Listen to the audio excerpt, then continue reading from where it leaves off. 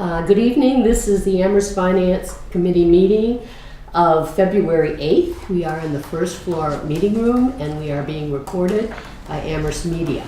Thank you so much, Amherst Media. We appreciate all you do for us. Tonight's topics are the public safety is the topic, and the first group up is the police facility. Well, one person is the group. One person. Welcome, Scott. Do you know everyone? I know you. I know I've met Sharon you. Poganelli. Thanks. Yeah. Scott. I'm Hastings from the bed. Scott. No, we know. I'm Joe. Yeah, Jane. Joe. Yeah. Tim. And Jim, Right. of course. Yes, I buy a lot of water bottles and stuff from Hastings. There you go. And Sonia, you want to start and give us any information you want to start with? I can just give you an overall on the public safety Okay. budget. It's very shows a very small increase. This is mainly due to some contracts that are unsettled, so the money is in the general fund and our salary reserve. So this percentage really doesn't reflect all the raises for the public safety department. Just steps. Right. And that's pretty much all there is to say. It just represents a step. Okay. With that, Police and fire. you're all set? All right, then. So if you want, I'll go right down your agenda and start with the public safety facility, police, go down animal welfare, communications. Is that cool? Sure. Right. So as far as the police facility, I don't have a lot of, I wouldn't say I don't have a lot of say, but I don't have a lot to do with the expenditures when it's specific to the facility. It was Ron Bohanowitz, and that'll be Mr. McPherson. What I do is give him input into, how our facility is doing, what areas we need improvements and things like that. So when it comes to the actual money being spent, I don't have a lot of oversight in that. But I can tell you, in this past year, the facility's just around, just over 25 years old. It's in great shape. Deb, we have one maintenance person. Her name is Deb Cormier now. She does a phenomenal job. She's one of the most popular people in the building. But so we've replaced, this year we did a complete rehaul and replacement of the kitchen, cabinets, appliances and everything. So, that was a big morale booster for the cops in general. Did everything over floors, cabinets, and all the, everything, refrigerator, stove, everything that goes with all of that. So that was a big deal. All of the furniture in the community room has been replaced this year. I don't know if you've had an opportunity to have meetings there yet. But that stuff was all original. Everything's been original. So all the furniture in the community room has been replaced this year. Floors have been replaced. A lot of it is carpeting. Some of it we're switching over to tile and commercial linoleum and things like that. You're switching over to that? Yeah, there were some issues or concerns about when the maintenance people come in and change filters and stuff. They were getting pretty nasty. So the recommendation was, the carpets aren't conducive to cleanliness and things like that in a facility that gets as much use as ours does. So it's cool in the home, it's cool in our houses, not so great in in a commercial space. So we've been switching over and replacing carpet with commercial grade linoleum and sometimes tile. It's easier to clean then too. And easier to clean, yeah.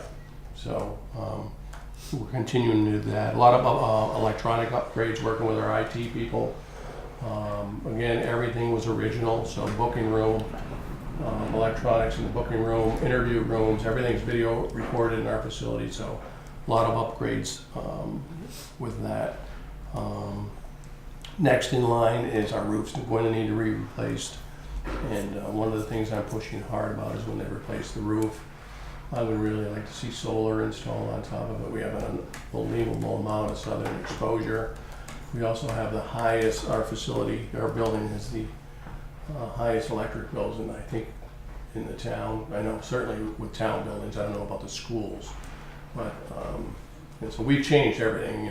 Everything's high everything we can change, we have changed as far as light bulbs and everything else that we can, automatic shut off for things like that. So next on the list will be the roof replacement. I said, look, while you're doing a roof, we really need to look into solar. So that's a big ticket item that'll be coming down the road. But What kind of roof is on there? it's a Slate? no, it's not. It's imitation slate, but it's the Oh. standard commercial grade Alright. tile. I mean, not tile, but So you could do solar over that. we could definitely do solar, and we've been pushing them hard on it.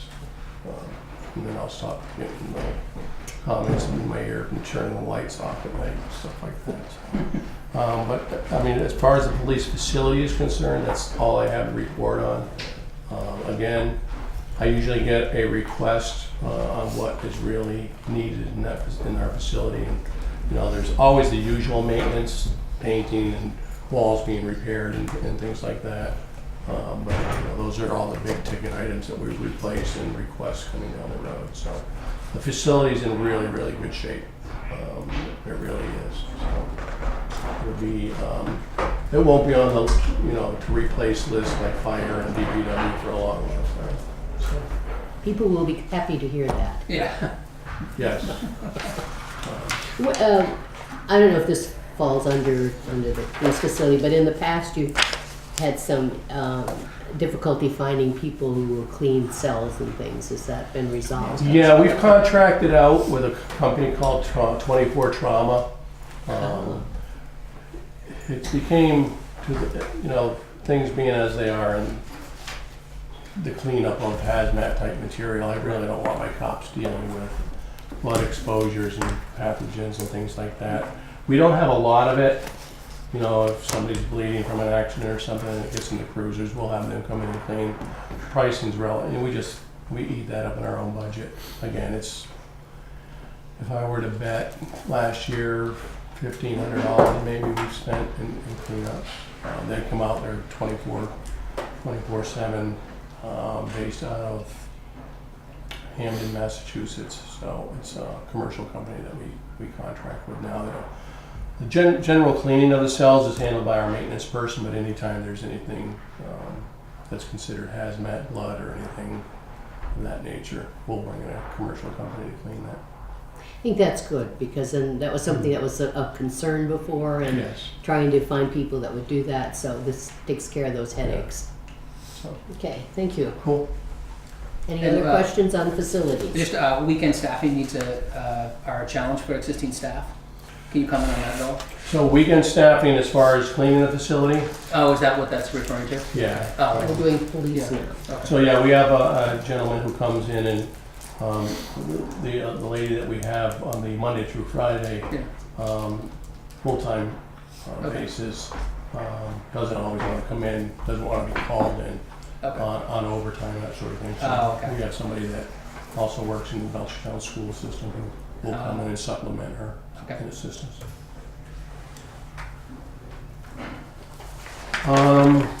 Anything else on facility? Cool. Okay, I don't know where this goes. These are Janet's questions. Okay. What is 209A under police on page 54? Oh, I guess. Oh, we're not there yet. Okay, we're not there yet. Okay. But it's a simple answer? It's a simple answer with a lot of complications to it. All right, we'll get to it when we're there. Okay, police then. Okay. Police, so, where do we want to start? So Wherever you would like. Okay, at the top. At the top. So police, we're in, relatively good shape. So, we were, of course, like I think every other department head that you probably have spoken with so far, we're advised that this year, fiscally speaking, would be level funded except for cost of living increases. So we kind of went into it with that mindset, myself and my two captains who helped me with the budget. Understanding that we could put in for requests for add-ons, but the likelihood of that happening was probably not going to happen. But certainly give good arguments So we had put on a request for add-ons for an additional police officer, add-ons to our overtime budget, our overtime training budget, and our course cost and court cost, and most of that was associated with the fact that as our salaries increase, we're getting less bang for our buck when it, overtime costs, training costs, and that sort of thing. So we had requested 2% increases there, knowing that it was going to be kind of a tight year. I understood that. I think it was important to bring that to the attention of the town manager. We are currently budgeted at 48 police officers. Two officers who were being paid for through grants. One is a domestic violence grant. One was a neighborhood liaison grant. We did not receive funding for that from the federal government. So we are currently at our maximum of 48 officers budgeted. And so as far as manpower, where we should be, not where I would want to be, but down the road I will do an additional request. Checking back as far as I think 2007, 2008, we were as high as 51 budgeted. So we're not far off, but when I had requested 2 officers a few years ago, we had spoken about it here at this finance committee. With the understanding that there were going to be officers dedicated to downtown, which we do now have. I know that the bid in the chamber, we're real happy with that. The businesses are really happy with that. Casey Nagel is the officer who's assigned to downtown. He's got a lot of things that he's working on, mostly homelessness issues, making sure the business people are happy, community outreach and stuff. So he's doing what that position was intended to do. So that's where we are as far as staffing is concerned. So level funded with the overtime budget, training budget, and the court budget. Those are our three of our larger expenditures over the course of the year. Overtime is what it is. Replacement for sick and vacation time and those sort of things, and that's where the majority of that goes. We're usually right on with where our expenditures are for overtime. And I don't know, and Sonia, correct me, but usually every last dollar usually gets spent. And we have to make sure that, especially this time of year, we'll have lieutenants who are assigned, we'll cover shifts for sergeants and that sort of thing. So we do try and be very, very careful on how we need to save money for springtime. We spend a lot in the fall, those sort of things. So that's where we are. I know I spoke at length probably in the last few years about our sector-based policing philosophy and community policing philosophy.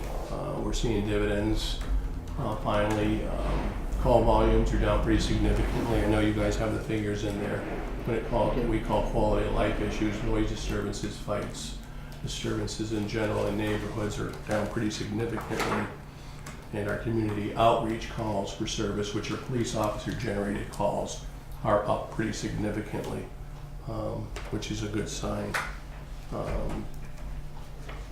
Arrests are down in areas that we wanted to see them down. Arrests for minor violations of disturbances, fights, minors in possession of alcohol, things that generate a lot of concern in neighborhoods. So that's a good sign, and we monitor that pretty frequently, making sure that's where we want to be. A lot of community outreach being done by all the police officers, but being overseen by our grant-funded neighborhood liaison position, Bill Laramie. Bill kind of coordinates everything and helps set up community meetings and stuff with department managers, fraternities and sororities, the UMass students mostly. He does a lot of the coordination and a lot of the follow-up. So if arrests are made at a large party, let's say on Sunset Avenue, over the weekend, he'll go there on that Monday morning and speak to everybody and just make sure that we're all on the same page, how to make sure that those events don't happen again. And he's been real successful with that. Party registration we started this past year, that's been going great. In a nutshell, students can call in, say, get permission to have a party, we're gonna have a party. There's an educational component to that, so they have to understand about serving underage people and things like that.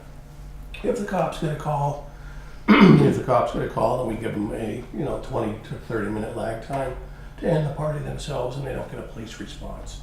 And that's been really, really successful. It gets used every weekend, so we've been really, really happy. That's something that we stole that initiative from Colorado State University, so, and it's worked well for us. Do you have a question? Yeah. Well, I was just wondering, your under 21 alcohol arrest, I noticed that seems to really have dropped off from almost 200 last year down to almost 100 this year. Yep. And that trend seems to be following. Do you think that's, do you have any comment on that? A lot of it's intentional, Oh, okay. but a lot of it's because of the work the officers are doing. Great. Again, a lot of this work that Bill Laramie's doing, I mean, talking to the fraternity members, sorority members, the past few falls, we've, got together with large groups of college students, hosted cookouts and stuff, and saying, hey, look, this is the stuff that's gonna get you guys in trouble. This is what we're asking you to do. You need to be cognizant of the fact that you're living in neighborhoods. Yeah, great. People aren't happy with, sometimes what this thing will get you in trouble. Right, yeah. That's been really successful. Apparently. Really just going into neighborhoods that have large student populations, townhouse, Hobart Lane, that sort of thing. Our environmental design team, which is led by Bill Laramie, has made a lot of recommendations about lighting and fencing, taking down shrubbery. I mean, I could go on and on Yeah, right, okay. for hours, but real successful with that program. That's great. So, Good job. They turned 21 also, right? And that's Are they still having problems with some of the party houses, or has that been cleaned up with the permits now for rentals? That's one of the other things that Bill Laramie and the sector-based officers are responsible for. If there is a house that is becoming a continual problem, then we'll work really close with Rob Moore and his crew. If there are violations, they work hand in hand, work with the fire department. We had some problem properties on Phillips Street, those have been cleaned up. There's a lot of news recently on a house that was condemned. That came from right on North Pleasant Street. It was an old fraternity house. That is in the process of being fixed so that it'll be habitable again, but that really came from the officers themselves seeing issues when they responded to a noise disturbance. So, improper, fire alarms or fire alarms not even there, furniture on the front porch, stuff that shouldn't be happening. So, reach out to Rob Moore and John Thompson and his team, and they take control. So it's been good. So there have been interdepartment Oh yeah. work with fire, police, building inspector, that sort of. Yeah, and kind of ironic, and I asked Timmy later, but when it comes to actually going into buildings and checking for safety violations, fire has a lot more power than we do. So we use them frequently for that. If we hear rumors about things going on, and they can do inspections that we can't do, or we would need a warrant to do. So, and it's not to zing people. It's to make people safe and make corrections and hold the property owners accountable, making fixes that the students might not want to bring to the attention of other people. Anything on police in general? I have one more question on that, but anyone else on police? Anurag. Well, I have a more general question. Sure. So this town is constantly changing. There's things, this is not the same town as when I first got here in '93, so it's been like 25 years. You're a rookie. I'm a rookie. And now the town is changing even more because we certainly have a lot of people living right in the center of town with those big buildings. Yes. So I just want to get a sense of, because here and now, every year we meet, we talk about here and now. I'm just wondering if you could reflect on how this town is changing from the policing point of view. Like, what is it, and how are your police methods kind of evolving with that? Yeah, policing is changing all across the country, not just here. And this is another one of those topics where I could probably go on for hours. Sure, but sure. some of the biggest changes that we see as an agency is that people think of police officers as, keepers of the peace and that sort of, writing tickets and stuff. And making arrests and, writing tickets and doing traffic enforcement is really now a really small part of what we're doing. A lot of it's, dealing with homelessness issues and mental health and finding individuals who are dealing with on a day in and day out basis who have a lot of different problems. I mean, our cops are psychologists now, they're doctors. It seems like, and with nobody's fault, but everything seems to get dumped on the cops. So we've had to change with how we're handling things, and we have crisis intervention teams now to deal. What kind of crisis? So people with mental health issues or homelessness issues who don't have jobs or have alcohol or drug problems, opioid issues. We deal with those every shift, pretty much every day. Trying to get people help, trying to get them the proper resources. We have liaisons to the homelessness shelter, and those guys are in there every night and every morning and stuff. So policing's just changed. So it really is, people think of arrests, people think of writing tickets, enforcement issues, and it's such a small part of what we do now. It's really about education and just trying to get people to understand where cops are coming from, that sort of thing. So how about these two big buildings? Are they going to change things for you? They haven't. I think we get a lot of requests for, when Kendrick Place was going up, I know there was it was controversial. I think we've had one call at the building, and it was for a stolen bike. And that's it. So. And how about marijuana, which is kind of... Marijuana, we'll see. It's we'll see where that brings us. I have concerns. I've spoken directly with chiefs in Boulder, Colorado State, and Denver, and there's a lot of issues that are associated with that, and we're going to see those. There are issues with overdoses because it's concentrated in smaller amounts in edibles. There are issues with driving under the influence. And we're going to see those, and we'll. Are you already seeing them? Because there's been... Not really, not yet. It seems like you have a big sort of drop off here in drug violations. I don't know if that's related to, there's only 20 last year. Yeah, we have a drug officer who's assigned to the regional drug task force. But part of the reason was that drop off is he's been designated towards domestic violence calls, and so he hasn't been spending as much time as he used to on drug calls. We've had to kind of steer him away from that for other. We had, a shooting in town, a home invasion, which takes up a lot of man hours for investigation. Okay. He's kind of been reassigned. Yeah. So. How is the, last year, the year before, there were the issues with homelessness on the streets and disturbing businesses and people who are, pedestrians on the street. Yep. So how is that? Is that Still a big issue. still a big issue? It's just, there's probably not a shift or a day goes by where we don't get a call or a complaint about an individual, a homeless individual who's panhandling aggressively, shoplifting, needs some sort of assistance, needs help. It's becoming more prevalent, especially downtown. We're seeing larger. I just had a meeting today with the folks that run the Craigsdorf shelter. We need to fix some things. I'm not a big fan of a wet shelter. I've been very public about that. They are, so we need to find a way to make that work. People are coming from, we just dealt with a couple from Brooklyn, New York, who were staying at the shelter, and we had some issues with them.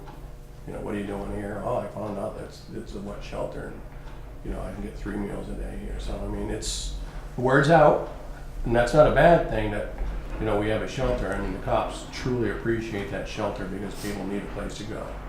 So how do we make it best work so that everybody's happy and everybody's safe? So that's what we're working on now. But homelessness is a huge issue, and we deal with it on a daily basis. So are there services, so let's say you find someone in real need, are there services or people that you can tie them in with so that they can get services? And the biggest issue we're finding now is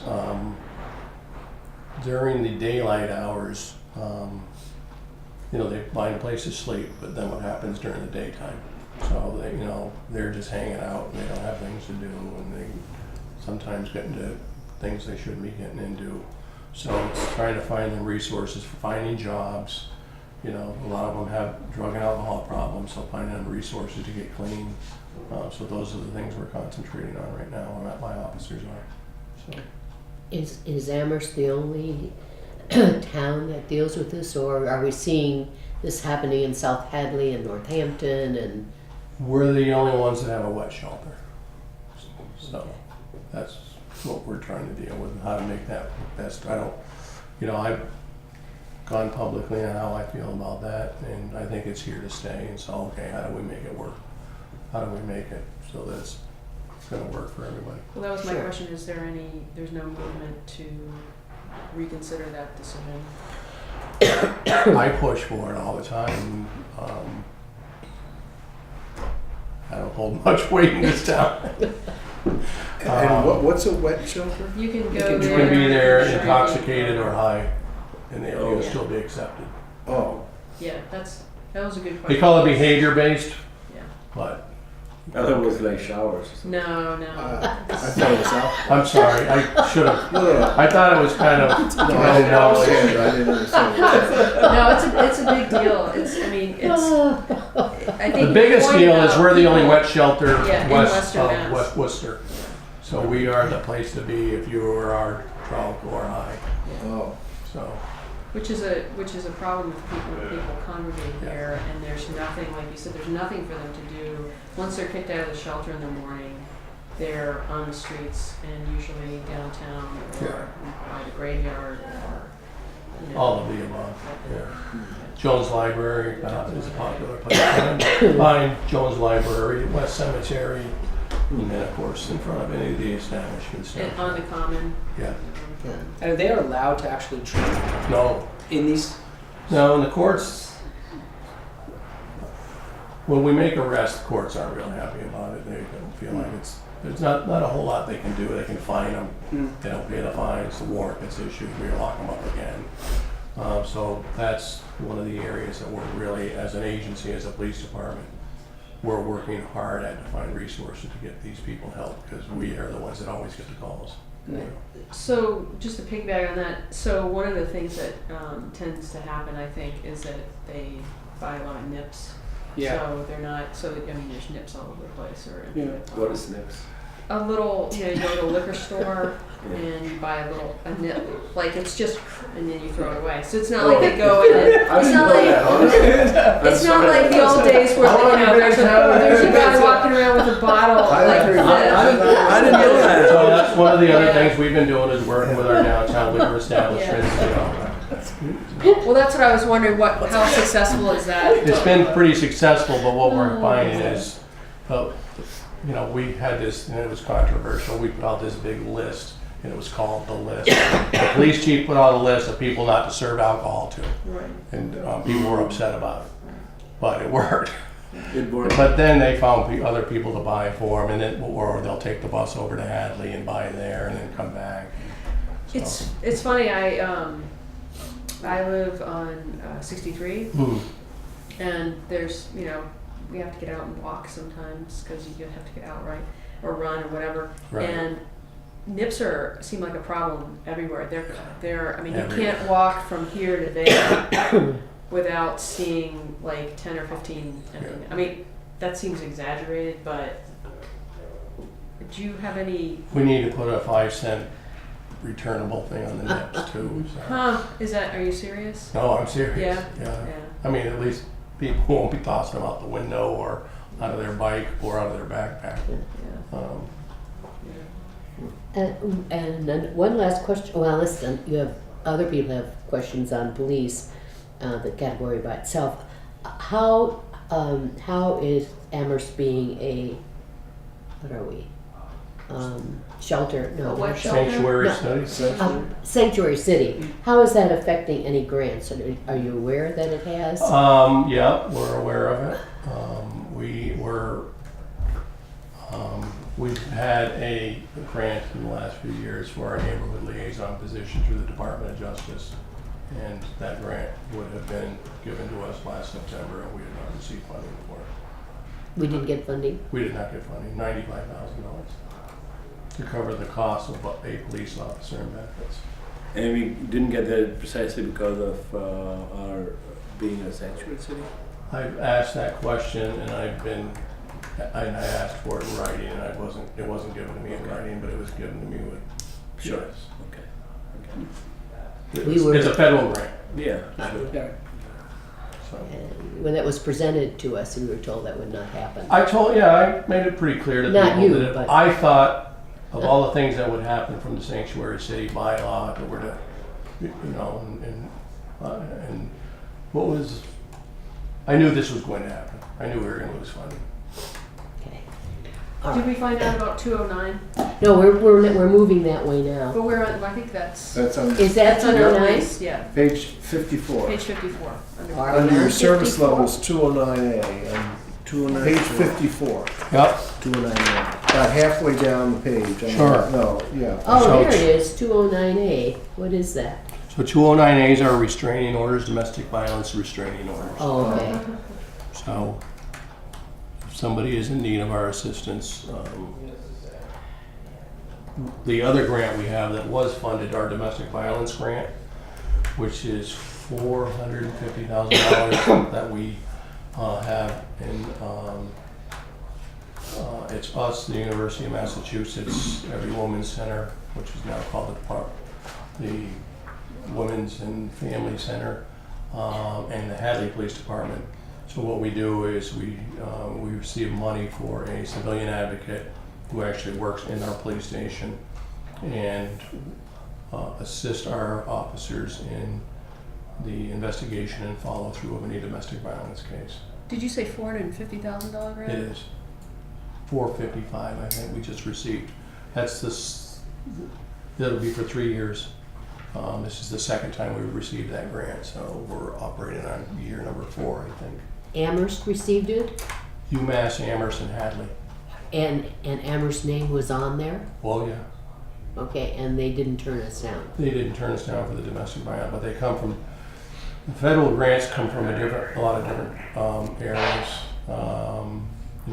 So our one for our law enforcement neighborhood liaison officer came from the Department of Justice Burn Grant.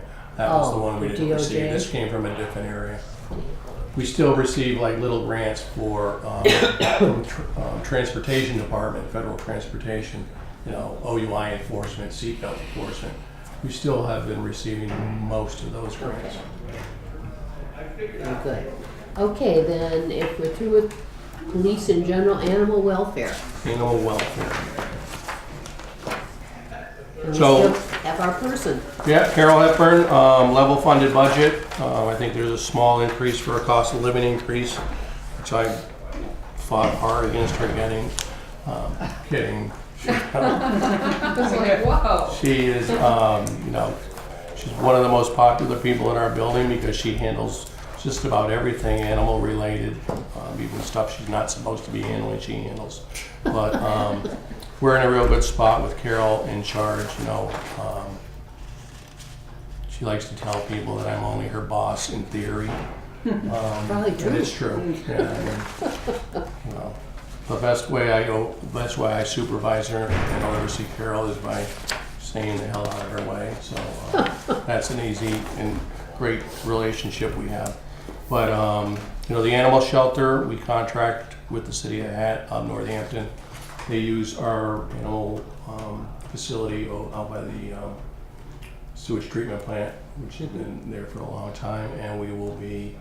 It sounds like we're going to open that up to Hadley this year as well, so it'll truly become a regional animal shelter. We do charge some municipalities to use it, so there's an annual fee to use it, and then we charge for every animal that is brought to that facility.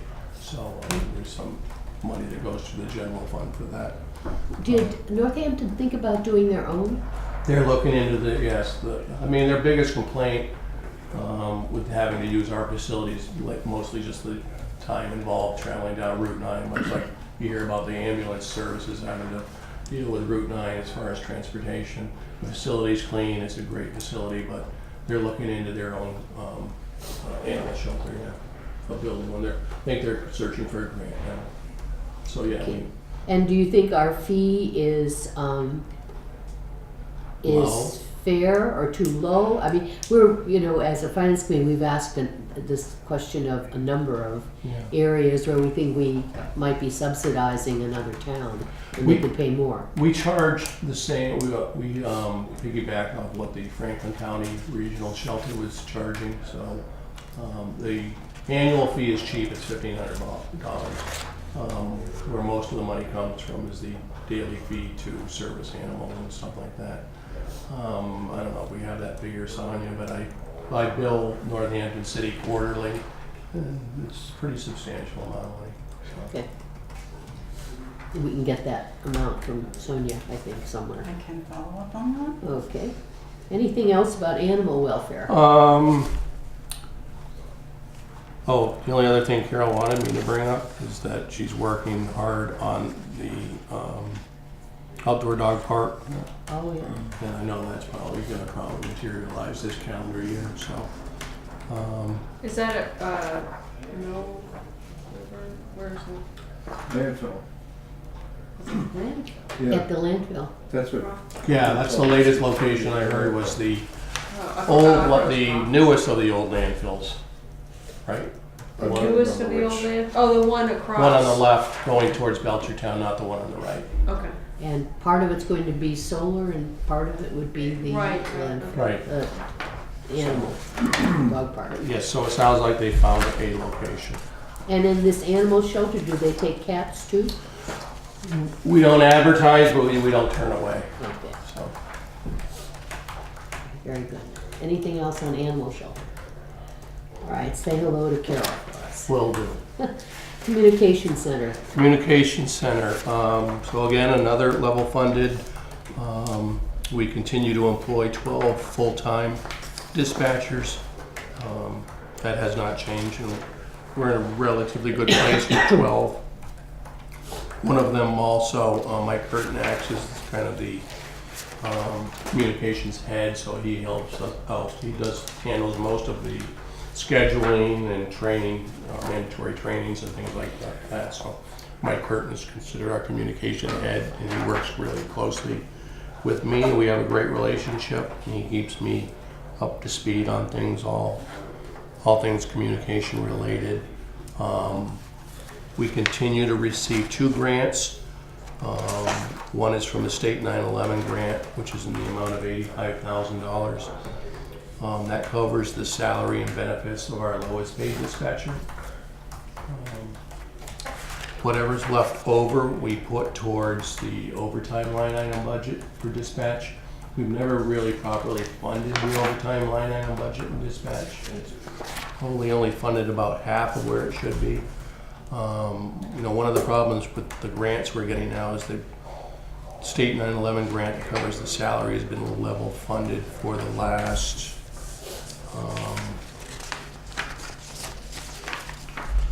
level funded for the last 5 years, so that is not going to go up. So salaries and benefits will continue to go up, and that's kind of staying the same. So that's the 9/11 support grant that pays for a body, and then whatever's left over from that we use towards our overtime line item budget. And then the second grant we received from the state is about $16,000 grant, which pays for the mandatory training and things of that nature. And that has actually gone down about 10% in the last 3 years. So we'll probably continue to see that trend in the communications department budget. So we're in a good place as far as numbers. Again, 12 dispatchers.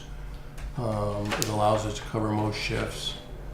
We've had a couple of extended absences with some sick benefits and things like that, so the overtime budget's kind of really out of whack right now for this time of year because we've had to cover some unexpected sicknesses in the dispatch area.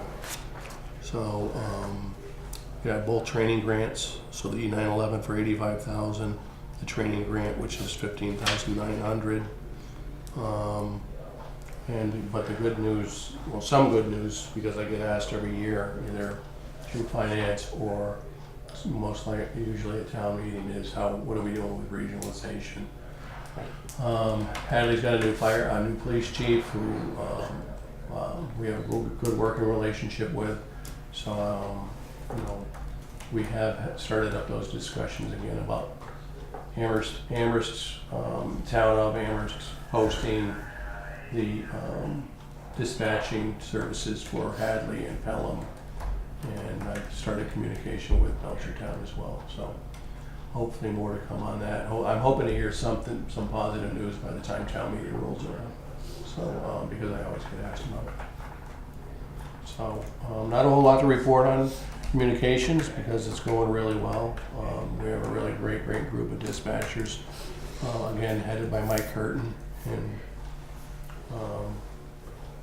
they do a great job. Questions on dispatch? Are they normally like 8-hour shifts? Yeah. 8-hour shifts. Typically always two dispatchers on every shift, but typically 2 on the day shift. And there's an overlap shift where we're usually really busy, and that's from 7 p to 3 a.m. So there'll be 3 dispatchers on duty in those times, and we staff up when we need to, like for the Super Bowl or weekends in the spring and fall. We'll hire on overtime. And the statistics show all the requests, fire, EMS, police all go to the same dispatchers, right? Right. And they just triage it out? That's right. And, Timmy might speak, I don't know, Timmy speaks about the regional hazmat, but we are one of 2 hazmat dispatch centers. We handle everything, I think, west of 495. And then there's another hazmat dispatch center that handles everything else, but it's pretty significant. So, and they do a good job with that. But you might want to ask Timmy about that, Nelson. Okay, any more questions on communications? And finally, original lockup. So that's been pretty much the same over the last, however long our population. They charge $1 per population, so 35,000 I think is what our fee is for that. That allows us to bring all of our arrests, juvenile, female, and male prisoners to the regional lockup, those that are not bail. It saves my budget on overtime costs for monitoring prisoners. Q5 watch, those individuals who would need to be watched 24/7. Where do they go, Northampton? Mm-hmm. Yeah, over the jail, the county jail on Route 66. It's that regional dispatch blueprint philosophy, which was started in Hampshire County with Sheriff Garvey, is now being used in all of the sheriff's departments: Berkshire, Franklin, Hamden, Worcester. So everybody's pretty much copied them. So. Can I Yes. just point out Jump that in. regional lockup is usually a separate article voted at town meeting. It's not part of the public safety operating budget. Correct. So he didn't have to speak about that? Eventually, I just want to point out it's not part of the actual operating budget. It's usually what it is, a separate article, like retirement assessment and OPEB. Can you turn off Look out. I don't know if I've ever been questioned in town meeting about regional lockup. It's usually just one of those. Yeah. Usually say something here, because I know I've heard you before. I probably have explained it, what it is, what the benefits are. Yeah, I mean, just pointing out it's not part of the operating budget. the It's a fact that we don't have separate people sitting in the lockup for the weekend anymore, having to feed them and then worry about liability issues is a big relief to me. We pay a fee and then it's somebody else's headache. Okay, Okay, we're all set then. I'll get out. Any other questions? Your last opportunity till town meeting to ask him anything. And then we don't ask there either. We wait until next year. Is there anything we forgot to ask you? No. Okay. No, I'm good. Something that was I'll get in really, trouble, I do something have a that was, different town manager will be watching or. Your person who interfaces with the students and the fraternities and all that, do Bill they Harris. wear a police uniform when they go in there, or they go? He in usually sport wears a clothes? shirt and tie and or a very nice.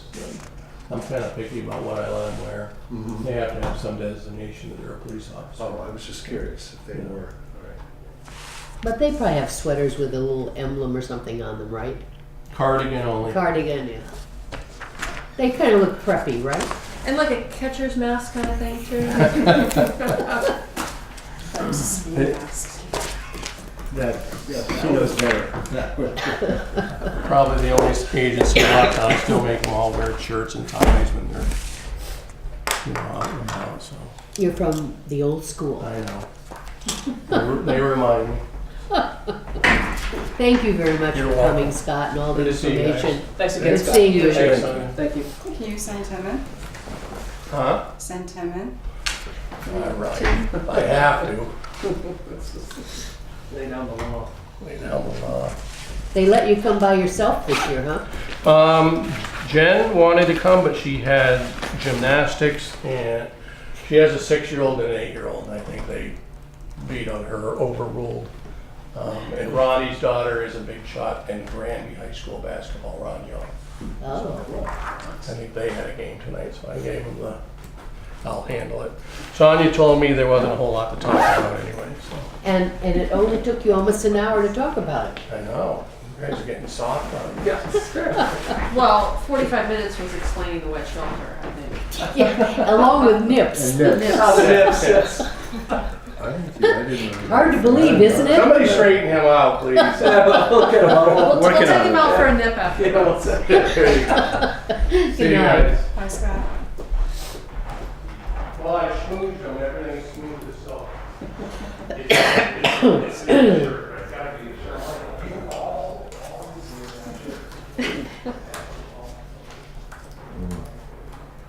Is that warm in here? She It has is, a yeah. bunch of. That's nice.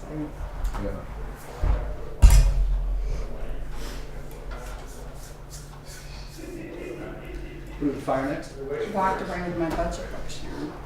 You did? He did. Oh no, Oh, sorry. run out and get them. That's all right. Sorry, I'm supposed to be in charge of that, wasn't I? Hey, that's Hello, not everybody. Tim Nelson. I'm just making sure it'll be safe for you. You're just shorter.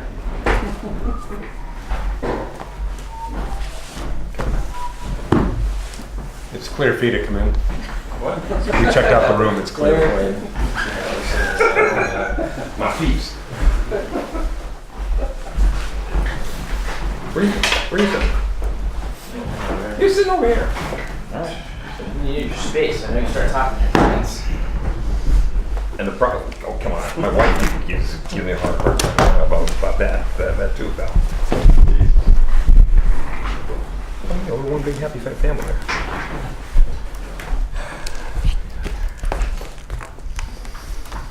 Stuff. Yeah, stuff. Oh, sorry.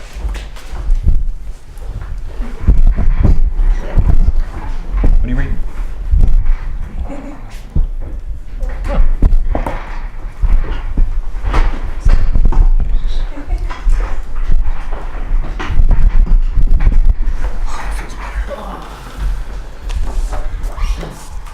Good evening and welcome to the budget hearings of the Finance Committee. And Fun we'll go times. around and introduce Fun. ourselves since we have some new people.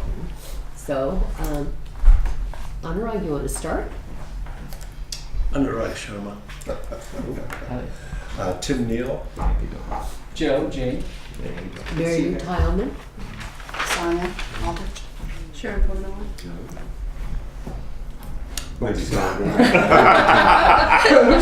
Yeah. Who'd you bring? Yeah. Lindsay Strongman, Assistant Fire Chief. My father. Tim Nelson, Fire Chief. Jeff Olmsted, Assistant Fire Chief.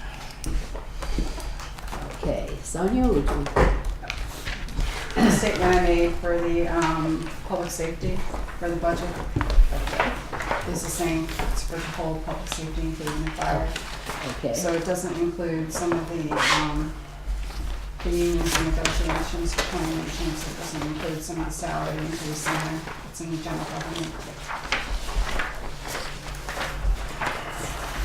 Okay, and let you folks begin. I don't know how you decided you're going to split it up or speak to it. Pretty much, we could kind of take your lead. You know, the budget is what it is. You know, slight increase as you know, and for us, it's trying to live within that and still provide services that the town wants and needs. So. And that's our challenge, as it is. You know, every I'm sure you hear that from the other departments, but I think it's especially keen for us because we're to be blunt, we're in a life and death business. So, and the challenge for us is to maintain our high level of service. We are the best around. There's no doubt about that. So I think that's in a nutshell. That's pretty much what we're all about, and what this budget is about. Just trying to live within it. Okay. Do you want to elaborate on anything in particular? Where do you want me to start? That's up to you. Just sort of a quick general question. Yeah.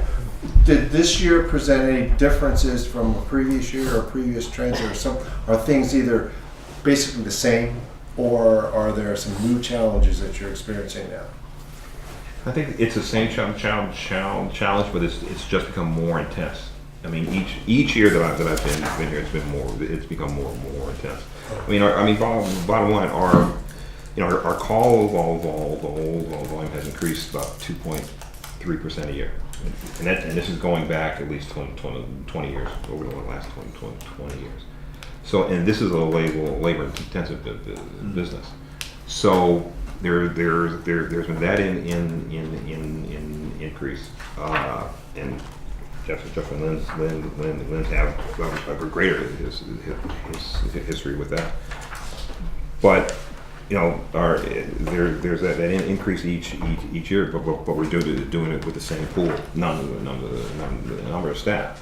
So more work being spread across the same number of people. At some point, you reach a breaking point. You know, where things start to fall by the wayside, and we've experienced some things, you know, not being able to stay in front of projects, that type of thing. I mean, we're trying to keep up with our day-to-day operations. I think in the last 3 to 4 years has become very acute. I mean, about that time, and we've seen this come as just more pressure, and more pressure. I mean, you can it'll be borne out into some of the stats that you'll see there in terms of, first off, our call volume, but another indicator that is the number of recalls that we have for station coverage. If you have it open right there, that has climbed each year. I mean, because there's more and more times where we need to bring folks back from off duty just to do our day-to-day operations. Another metric that we've seen is the increase in the request for mutual aid ambulances. You'll see more coming in than we send out, and we are pretty much the only full-time permanent professional fire department on this side of the bridge in this part of the county. So we're calling for help more than we're something else. That's another indicator of those pressures. And some folks say that we keep pounding that or beating that horse in terms of staffing. But that is the prime issue for us. That is it. We've done pretty much everything we can do to address it.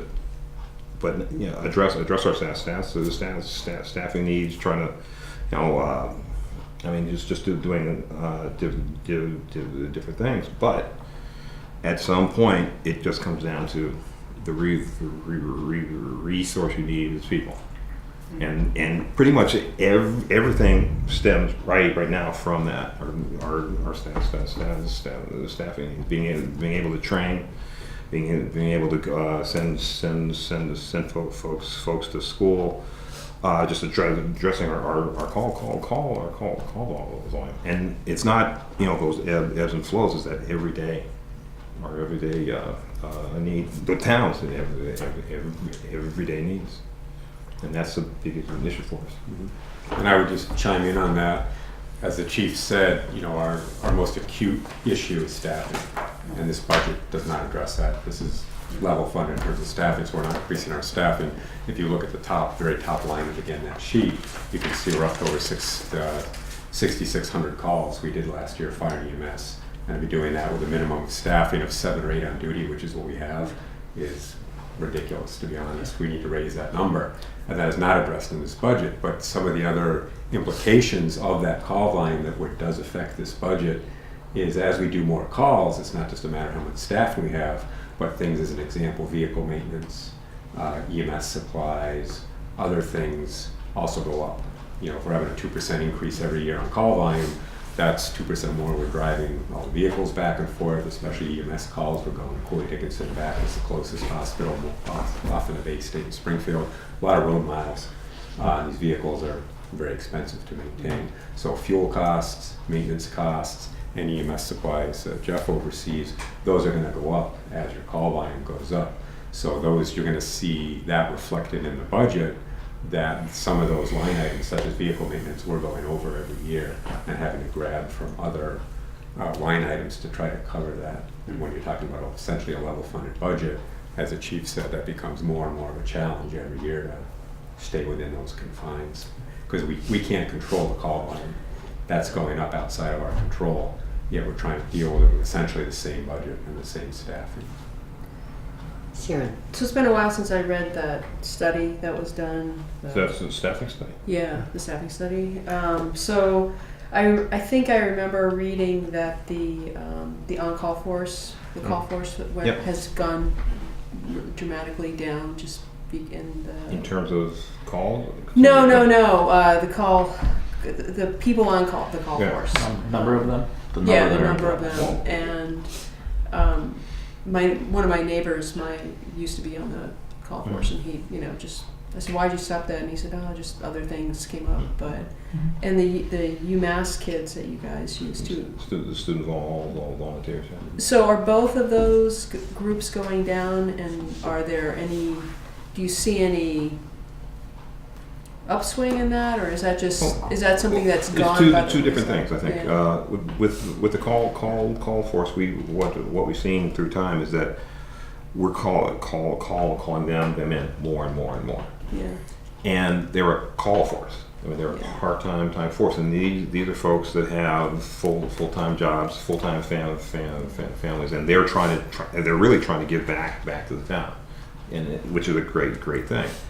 But we go to the well a lot with them. We ask a lot of them, and I think more than we should. I mean, and that goes back to it all stems from staffing. So we're asking more and more of them. There's a stat out there. In fact, it's in the study. They're coming in at say X amount of times for a year, and that's kind of topped out. We're requesting them a lot more. Mm-hmm. So it looks like they're not responding as much as they used to if you look at it as a ratio. Mm-hmm. But what it is really, they're still responding as much as they can. We're asking more of them. So that's that piece. So we have a good core of folks that are with the call force. At times it's tough because we're demanding so much, and they're part-time, and they're trying to give back. But how much time is there in the day? And then with the students, I'd say that's a different animal. Well, the students are doing more than they were doing 5 to 10 years ago. If you look at, again, the sheet here has a lot of info on it. We're about a third of the way down. It says station coverage requests. It says perimeter force, call force, student force. So that's how many times we're calling back the off-duty full-time people, the call firefighters that you mentioned, and the students that you mentioned, to cover the station. All three of the numbers are up. You can see over the last couple of years. The students not quite so much, but they're already doing a lot more than they were 5 to 10 years ago. So the students are somewhat constant the last couple of years, up from 5 to 10 years ago. The call force, as the chief said, are being called in more, but they're unable to keep up with that demand because they do have other jobs. One thing I would point out is student and call, what their purpose is in the department, they're not able to get on an ambulance and run a paramedic ambulance out the door. So, we're doing over 5,000 calls a year EMS. It's only full-time people that are going to fill that hole. Okay, the students and call, their purpose is to be a resource for manpower, staffing at fires, and to cover the station when all the full-time people are tied up on fire or EMS calls to handle the next call, whether that be in a fire mode on a fire truck, or if there's no ambulance available, they will go as first responders to initiate some initial patient care until we get a paramedic ambulance there, either one of ours coming back from Coy Dickinson or mutual aid. So they're not able to just slide in and fill the void, if you will, from the full-time people not being there because they're all tied up on the calls. They're a supplemental force, really, on the fire side, not the EMS side. Can you guys talk maybe a little bit about the state of the vehicles, like your ambulances? I think maybe you would replace one maybe a few years ago, if I'm correct? But what kind of where it ranges? What's the oldest one in the fleet? What are you any concerns there in terms of? That'll be Lindsay's bailiwick. Yeah, I take care of the vehicles. Our fire trucks we run for about 20 years. That's a typical industry standard. And what's our oldest one now? Our oldest is just 19, so next year it'll be on the capital plan for replacements because it's coming up on 20 years. And those cost? We're talking about $250,000 these days, yeah. And by coincidence, close to that for an ambulance also, surprisingly. Right, that's right. Yeah. Because it does have a lot of specialized equipment in it, power loaders these days, power stretchers, etc. Yeah. The ambulance schedule that we've been using now for a decade and a half or so is we have 5 ambulances total. Okay. We have 3 or 4 that are in service at any given moment and a 5th reserve ambulance. For either special events or one of the others is out for maintenance. So 5 ambulances, and for the last decade and a half or so, we replace them every 2 years has been our capital plan. Okay. So that gives us a 10-year lifespan for each vehicle.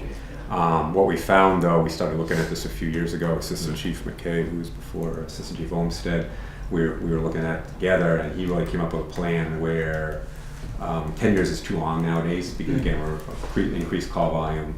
We're running these up close to 200,000 miles in 10 years, and this is too much. Yeah. My newest ambulance, which is just a year old now, has close to 30,000 on it, I think. Yeah. So we're putting a lot of mileage on them, and we're finding a 10-year lifespan is too much. We're getting too much breakdowns. They're getting too rickety.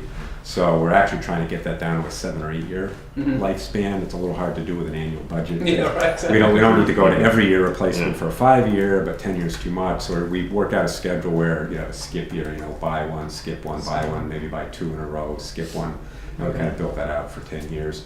So we tried to implement that last year. It didn't make it into the capital plan. Yeah. So we're still on the every 2 year cycle, Yeah. which has us buying one this coming year, assuming JCPC approves it. Okay. To answer your other question, our oldest one now is 2007. Wow. So it is Okay.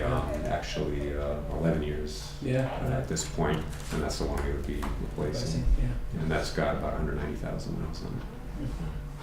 Follow up, is it a basic vehicle that you then customize when it gets here? The ambulance? Well, we don't customize it when it gets here. We have the dealer do it. But basically, fortunately, all these things now, ambulances, fire trucks, even big ladder trucks, which, by the way, ours is 30 years old. So that's coming up on the capital plan for Truck's 30 next year. years old? Yeah, it's 1988. Yeah. Wow. So that's coming up in JCPC, I think, for 2 years from now. We just put in a grant for that. We'll see if we get the grant. Knock on wood. But all those vehicles are actually on a state bid process now, which is great for us because it means you can really just go to a shopping list almost and say, we want this, this, and this is what's going to cost. We don't have to go out for a competitive bid process, which is very time consuming, very expensive. That's already been done at the state level, so we can now pick a manufacturer that's on that list, pick a vehicle, pick the options, etc., know what the cost is, give it to Sonia.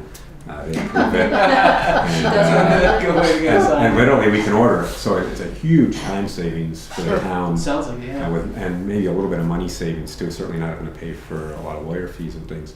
So the ambulance, to answer your question, we basically pick what we want. We try to keep our fleet somewhat similar. Obviously for the paramedics working on it, we make upgrades every year if you want to keep up with the times. But we are ordering it from the factory the way we want it. They're actually custom built for each customer. They're not just buying it off a lot. So they're making an ambulance for Amherst based on certain parameters that are available. And for Central Station? Good point. Yes, 118 inches high and 118 inches wide are our limits for the doors, so they have to fit within that. So and that limits us. That limits us in terms of what we can get as equipment or customers for the trucks, especially the fire trucks, because they're getting bigger because we're doing more, but they still have to fit through the door. Right. So this one, the last one we spec'd out. We got to a point where we said, okay, we can't add in anything more. So there are things that we should have that we don't, because it would just the truck size would just grow and it wouldn't fit through the door. And actually, we did. You had DPW come in and survey the front ramp, our ramp, just because our ramp comes out and goes down. So it means as you drive out, the rear part of the truck is going to come up a bit. Right. So we had to have them come in, have a surveyor come in just to make sure that we had, how high we could build the truck and where it would hit if it did and all that. So if we had a new fire station, essentially, that might really change the metrics of the new fire truck. It would reduce some of the customization we needed, which is cost savings. Right. There will be savings if Sure they would. Because these trucks really are customized. Yeah. You can't find any that small. So now we order trucks without side mirrors, right? They always come in mirrors. Sharon hasn't heard that No, we buy story. Do extra you want mirrors. to tell Sharon that story? Yeah, well, years ago, when I first came here, someone said, we have about that much room on each side, and someone told me, we keep a stash of mirrors in the back, because we take them. I said, sure, okay, until I went back and saw we had mirrors back. We had springs. I said, wow, okay, we need to get out of this place. They're actually very good about doing it going in and out, but obviously the 6,000 times a year in and out the doors, you're going to hit something. You're going to, especially when you only have an inch on each side. So, but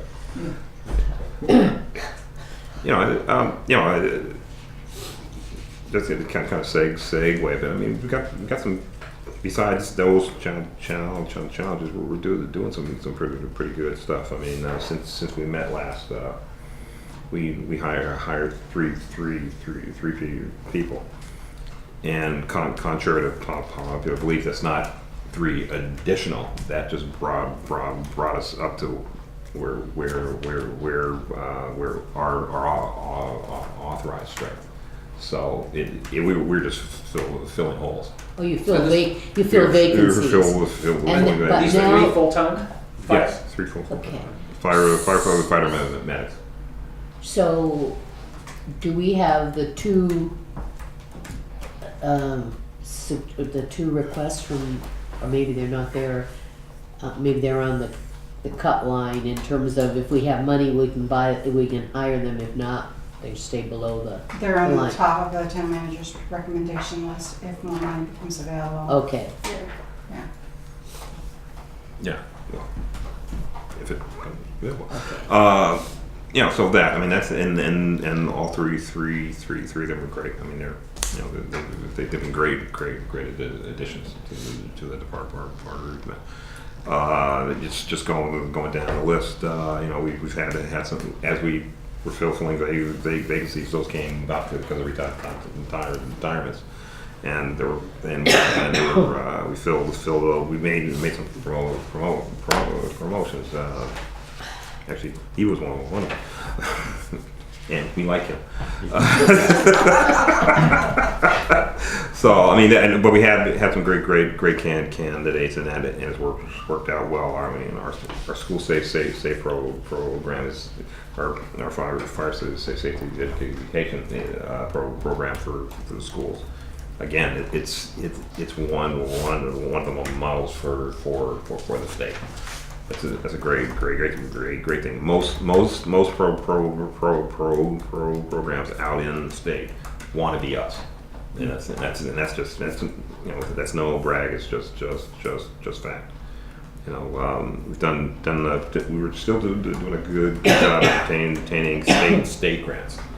In terms to get one of the things we've done that Jeff's been working on.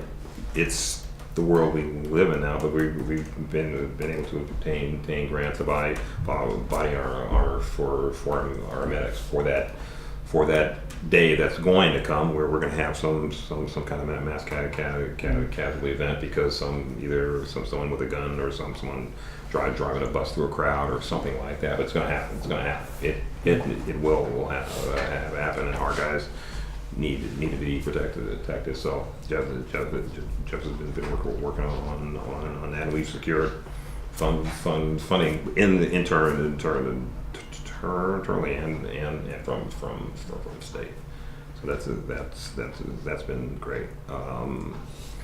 See if we just got a couple of other things. And actually, yeah, that's those are just a couple of things we've been doing. It comes up. It seems to come up every year, but again, I can't say enough about the partnership between us and UMass. They've provided funding for the last 5 years now for us to up our staff on Friday, Saturday nights during spring and fall. To address what we know is going to be, increased activity from the students. So that's been a great help. It really works. And we do it from 9 o'clock at night to 7 o'clock in the morning on the Friday and Saturday night. So that's 20 hours where we've addressed that piece. But and I've said this in the past. There's 168 hours in a 7-day week. We've addressed 20 hours. We're still concerned about the other 148, and that goes back to staffing as that. Because one of our big movers in our activity, our call volume is Amherst. The calls we do to Hadley, Pelham, Shutesbury, whatever, and all three universities or colleges climb a small amount. I mean, it's not static, but it climbs some. But our biggest growth market is Amherst, and most of that is because we have a growing elder population. Folks are living longer. They're healthier, so they're living longer. And this is a place where folks want to come to work and live and retire. It's a nice place to be. So that's one of our big drivers too. So and it's just and of course just the fact that we're trying to grow here. This is a good place to work, a good place to be. And just the function of the fact that you have a lot of people in this area. That's another driver for us. And it's just the way it is. And I would just add, it's really Jeff's end. He can speak to it.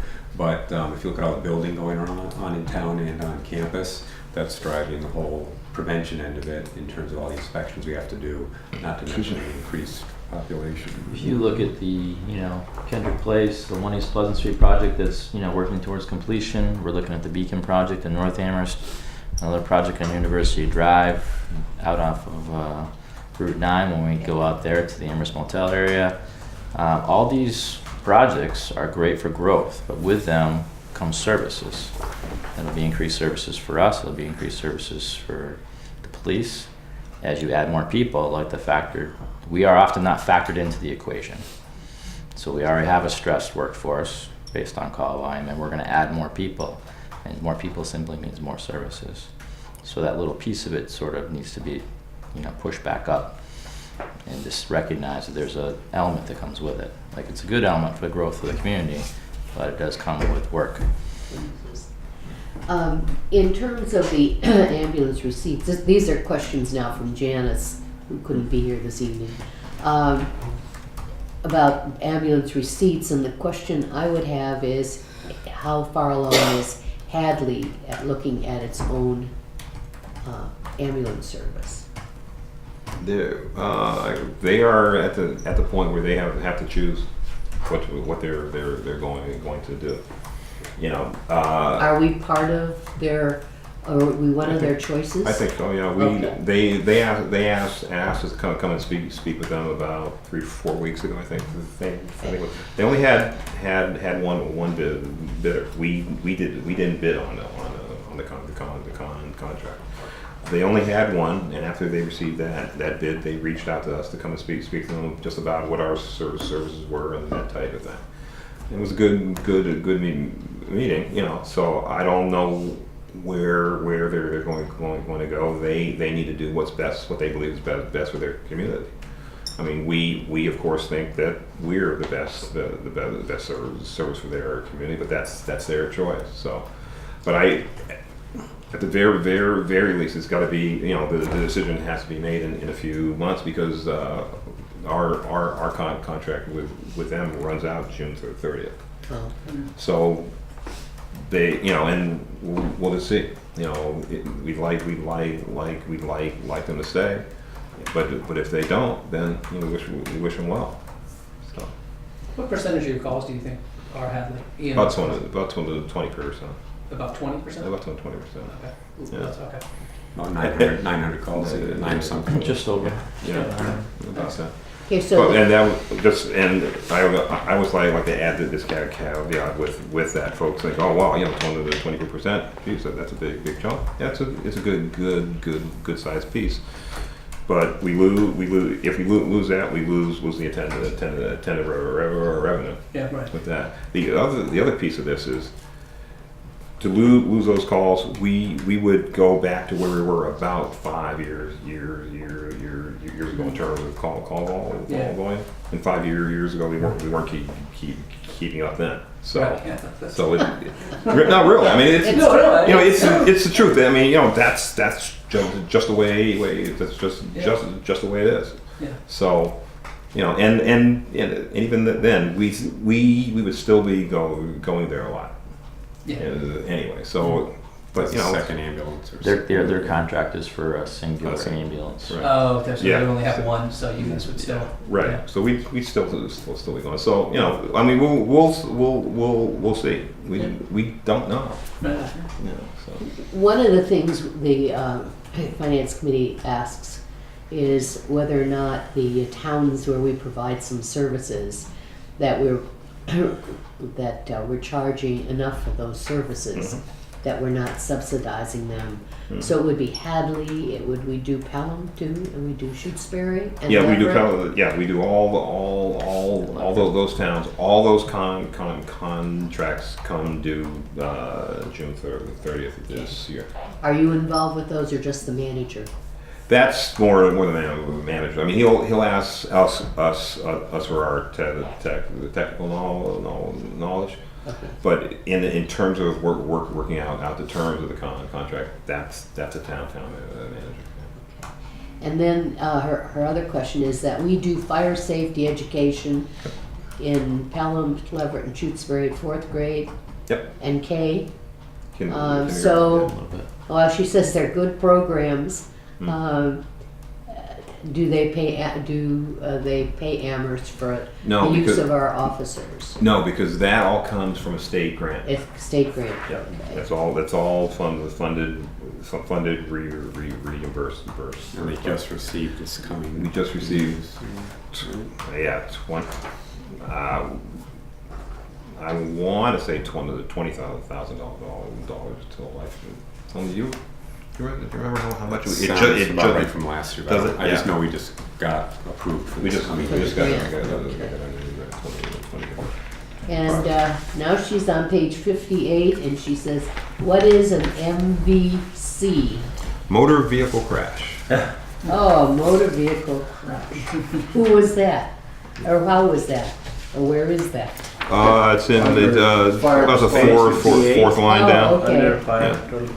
People can't drive in this town. I'm telling you. I'm just telling you. It's not. Actually, a lot of that is going to be Route 9 out by the malls. Out in there. We go there a lot for motor vehicle crashes. Yeah. And folks can't drive in this town.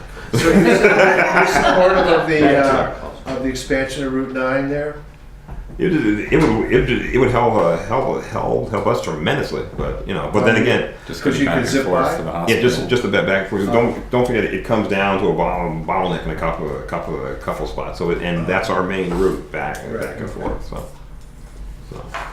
So, a couple of years ago, maybe longer, that you provided us with some data that showed, the times of day, and then the calls, and then you had a breakdown of age also. Yeah. And then it did show that we're an aging population, Sure. and so Sure we we have a are. lot of ambulance calls Sure we do. for that group. Do you still have that data? Yeah, we update that every year, which I thought that had a broad. Yeah. Staffing study? What's that? Staffing study has all that too. Do we bring a copy of that? I've got the staffing study. I don't think it's in there. Some of it's in the staffing study. Some I'm of not it. sure about the age breakdown. I think some of it is. Which, by the way, is available on our website. Yep. It's a on great the read. website? Yeah, Yeah, all so- staffing study and all the stats are on our website. It's really Yeah. interesting. Okay, I did, I read the case anybody staffing wants. study. I thought some. And I remember seeing that, maybe that's where I saw it, but I I know think there they was some brought it there. here, you brought that information to us Yeah, we did. before. I remember that. In hard Yeah. copies, so Right. I did see, but we can get that online now? Yes. Yeah. Okay, Yeah, it's not in here. because that's interesting, I think the belief is that it was all kind of university driven. Oh, sure. But it is not. It's university driven, as he said, Friday and Saturday nights and sometimes Thursday nights for 3 months in the fall, 3 months in the spring. And the rest of the year and the other days of the week, we're almost just as busy, except for that acute busyness from 10 p.m. to 2 a.m. on Friday, Saturday nights, which are student related. Right. The rest of the time is decidedly not students. When Right. we're straight out on a Tuesday afternoon, or what was it, Monday morning this week? Yes. Tuesday morning this week, we had mutual aid ambulances in town. That had nothing to do with students. That was Yeah, just absolutely nothing to do daily with call volume.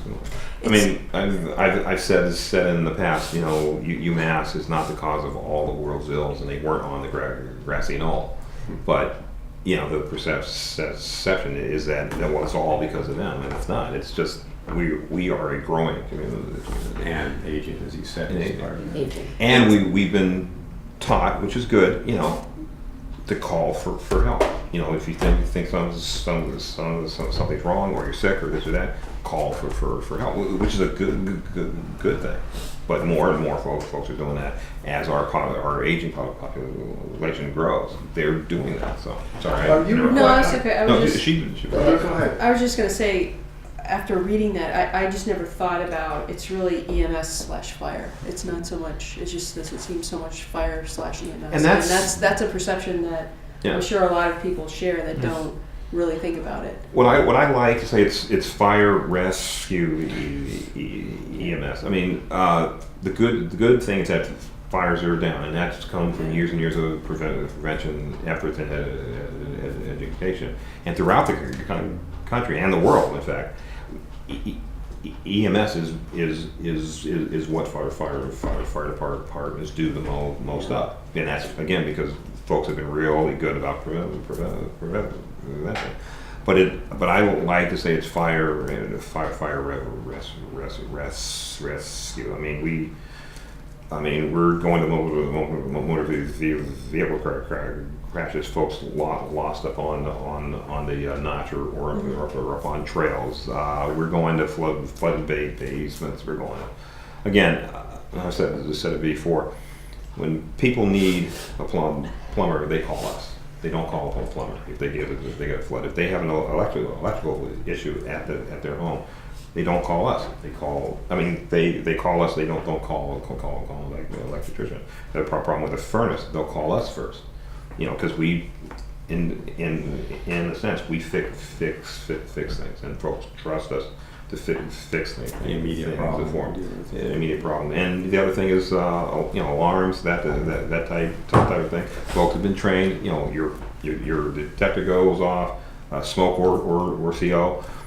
Call for help. So there's a lot that we do that's not the big sexy fire stuff, but it's still important because it's important to that person right at that time. That's their emergency. Tim, did you have something? Yeah, sort of that's related to your false accidental comments, right? And I imagine there's 850-ish calls. That means they don't necessarily relate to something or result in something, right? You go out there, you check it out, and there was somebody who called. If someone well-meaning called and then you show up and nothing happened or nothing was an issue, how do you chalk that up? Is that? It should be captured. It would be captured where? It is False false accidental. Yeah. False accidental. The Yeah. bottom of the fire number. Yeah. We respond to all those. That's right. Yeah. Right. And we just and Which that's was sort of a related question. Are you finding what with the age and the numbers that you are having to do more when you show up and or transport more people after you show up? In addition to number of responses. You're sort of doing, you're starting to cross over sort of the fire side, going for a fire alarm sounding and transporting an ambulance call. Right, so right. I just want to see, just make sure I'm on the right track. I mean, you can see there's a slight uptick in some of the accidental calls, but we've actually added more residents, we've added more housing, we've added more buildings at UMass. So the expectation is as we've added more fire alarm systems, likely we're going to do a few more fire alarm false alarms. So cooking, smoke, microwave popcorn, and you name it. that's the other thing. Yeah. And we see it live on the campus because besides the fact that we have a growing elderly population, we've had a growing young adult population here for years. UMass used to not be 28,000 to 30,000 students. As we've grown up, we've added more. And that also speaks to the off-campus housing. So we've added more fire alarm systems into more buildings as they've been renovated, and they all have an effect. So it's a good thing in the end, but overall that change in accidental calls it's within 50 calls of 5 years ago. So it's not necessarily a big change. So it's not, and a lot of these calls too are not. It's not so much a function of kids being kids and all this. It's just a function, really, of just more people, more alarm systems, that type of thing. So you're going to get, there's just the law of averages means you're going to get more calls because there's going to be more things to break and go bad. And I like to say that one of the first things that kids should be taught when they go away to school is how to cook. Because they burn everything. The first year they burn popcorn, sausages. Burn cereal probably too. Yeah, they don't know how to cook, and I swear to God, and we go to a lot of alarm cars, and that's good because it means that the alarms are working, the place is safe and all that. But that's just one. That's a quirk of being a college town. And those calls by nature typically don't take more than probably 15 minutes, 20 minutes. Those individual calls when they're false alarms and we just walk. There's the occasional ones where you just can't figure out why and you spend more time, or you might have to get a property manager or somebody to come unlock space for you. But by and large, the average cooking, smoke call, things like that don't take a lot of time themselves. It's not like an ambulance call that's going to take an hour and a half to 2 hours every time you transport.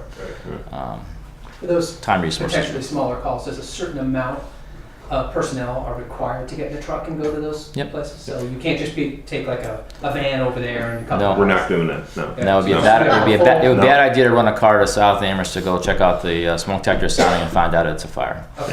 Yeah, that's the thing. You go, and what we do, we go and we plan and expect the worst, and then hope for the best. Yeah, You know, and then, you know, but you go and plus, you know, you all we take that those trucks are big toolbox, and you got to take, you know, and we are a team sport. Yeah. So you take your whole team, you take all your tools, and then you hope you don't have to use them. Yeah. But if you need to, It's right there. Right it's all right there. Or it's the next call that comes right afterwards. You're right. Like no sooner than you finish with one call, or immediately even leaving that call before they're looking for you to go do another one Yeah. on top of it. So That's the what I was ability to asking move is- from one to another, Sure. or even now that we've added paramedic level gear to the 2 frontline engines that the career force uses, that puts paramedics with paramedic equipment at somebody's side while we're waiting for an ambulance to come back from the hospital, Yeah. or even from mutual aid.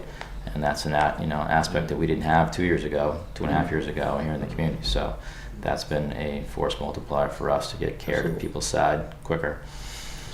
When you have, a few years back, you had false alarms, and in some cases, the same building or facility, and you were responding to that, and I thought they implemented some kind of fee or something for so many false alarms at the same address. I think the police actually have that problem more with security alarms than we do necessarily with fire alarms. Okay. We don't necessarily have the same consistent problem areas. Okay.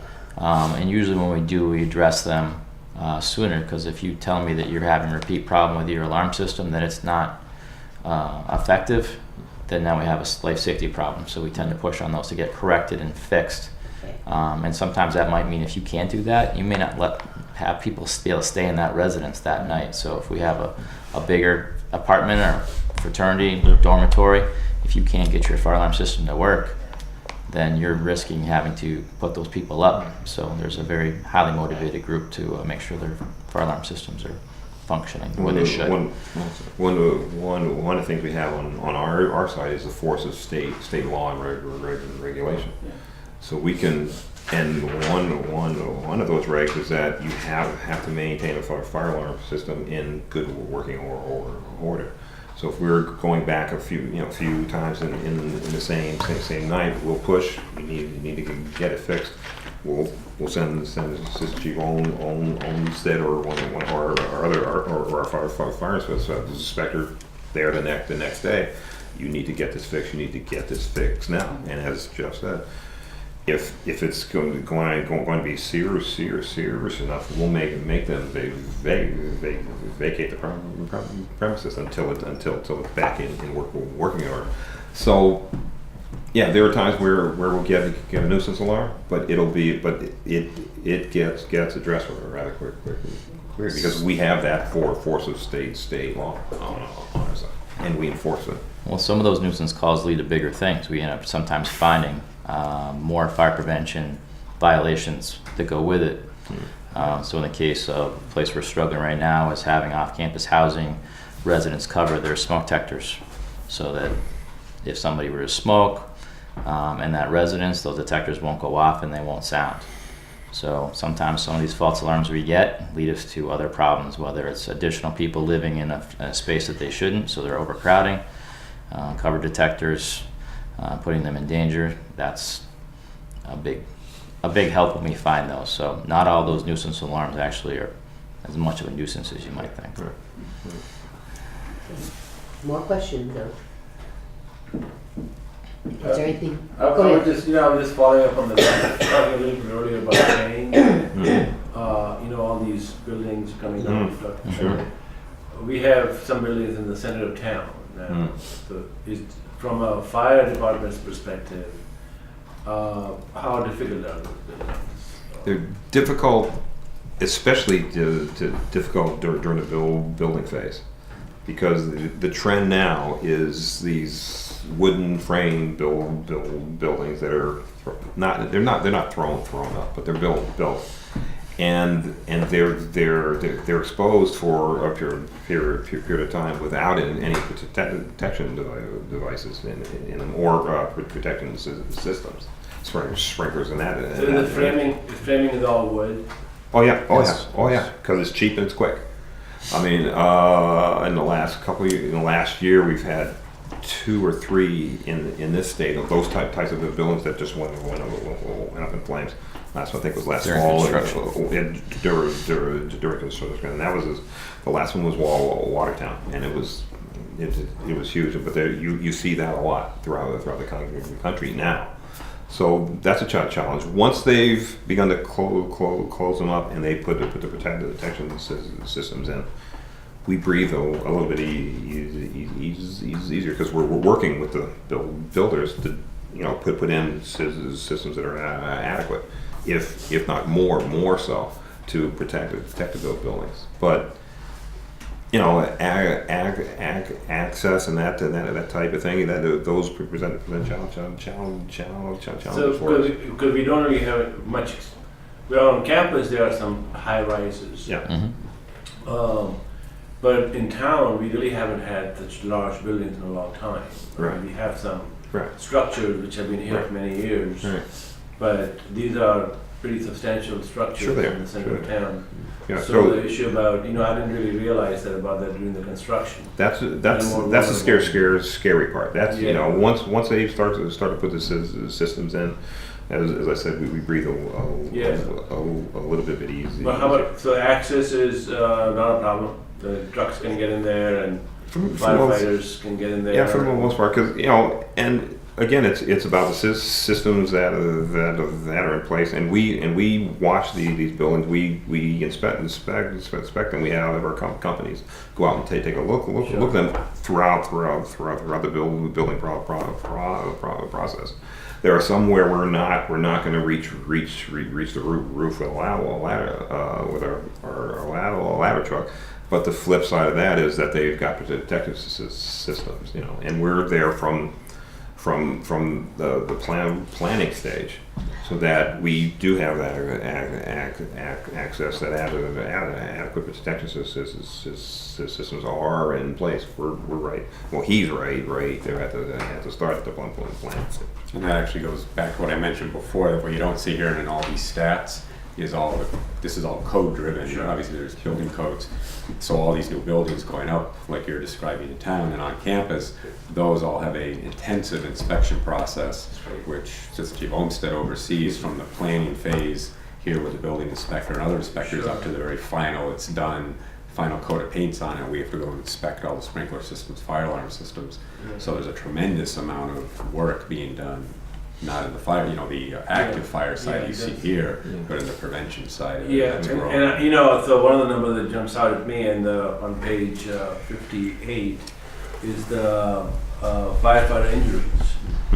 The more you get stretched, the more people are fatigued, and more the chances of getting hurt in the process. The numbers have not really changed very much over the last couple of years. Maybe the very first year, 13, there was probably an anomaly. Could be about reporting and how Could be the about- number of reporting. And also we've invested a lot of money, to be honest, to help prevent, those injuries are both on the EMS and fire side of the house when it says firefighter injury. So we invested a lot of money for what they call power loaders and power stretchers in all the ambulances. So up until 3 years ago, every single one of those ambulance calls, 5,000 ambulance calls, the paramedics had to lift up the cot and put it in the ambulance, take it out and get to the hospital. Sure. Very bad mechanical motion for a human body. So we now have power loaders that literally the stretcher goes up under power and then an arm comes out and grabs the stretcher and loads it into the ambulance to take that stress off the paramedics. So what you may actually be seeing here is the rate has actually gone up some as they're working more and getting more fatigued, but we've offset that by that technology to help. Oh, I see. Because our back injuries were our most common. That's our most common IOD is back. Because I don't know whether the 23 number from your point of view is kind of high or low. I mean, I would just divide that by the total number of calls Yeah. and that'll give you a sense of Yeah. scaling it. Right. And part of that too is that we're doing a better job of tracking them. Not as because as we have here is we can track the number of injuries with the number of lost time in injuries. So and that's a good critical piece. I mean, what you're going to find is, as the system, as our system is stressed by more calls, as you just speaking of, I think the metric that we'll use to judge the impact on the system, on our department, is going to be in